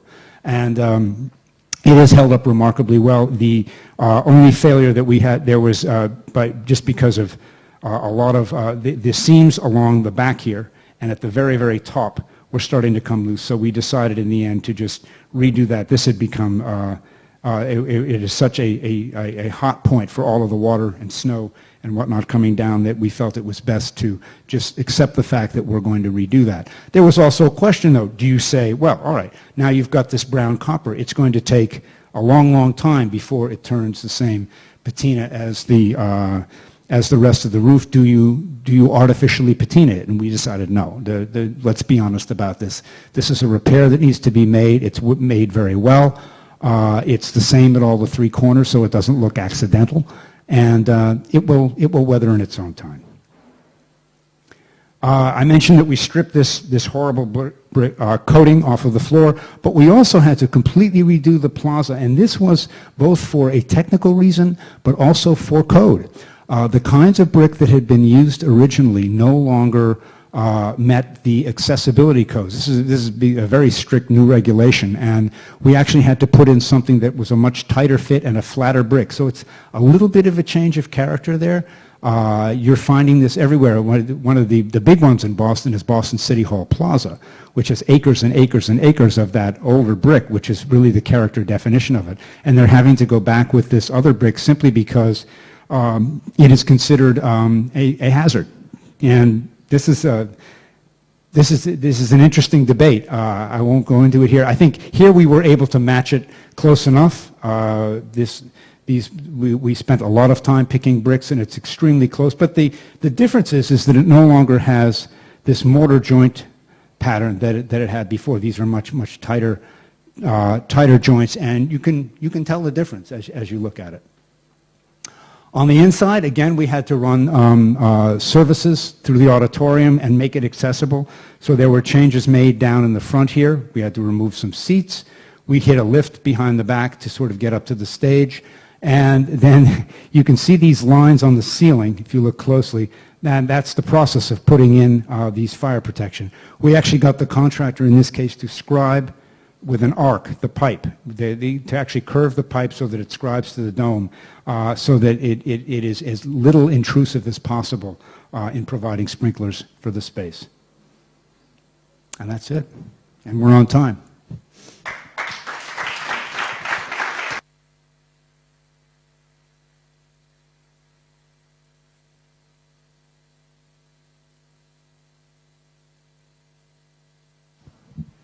Well, thank you very much, David. It was a very interesting and in-depth presentation of a couple of projects. I guess there must be questions about these technical details, maybe, or the approach about how to conserve some of them. No one? I have a question about the glass, actually, because what we often do in France is we also try to keep the same laminated glass, or if it's in older buildings, actually mouth-blown glass, and then there's the same technique of laminating it with a coated glass on the inside, so you keep this same aspect on the outside. But I wasn't aware of what you showed in the Richard Labs, that it also has this influence on if it's straighter or not. So that It's more elastic. Yeah, there's more flexibility in that kind of glass, certainly than there would be. With an IGU, you'd be stressing the seals from day one and they wouldn't last. I was just going to say, if you're using an insulated glass unit, when you have that kind of warpage, you'd be stressing the seals, and it would inevitably, their lifespan would be shortened. Whereas with laminated glass, even more than with tempered glass, because it's not quite as hard, it gives you that slight, just the amount of flexibility that you need to be able to scribe it precisely to these areas. I mean, it's funny because it becomes. It's not a mechanized process at all. It's really a craft process. It's a handmade process after a while. Anyone else?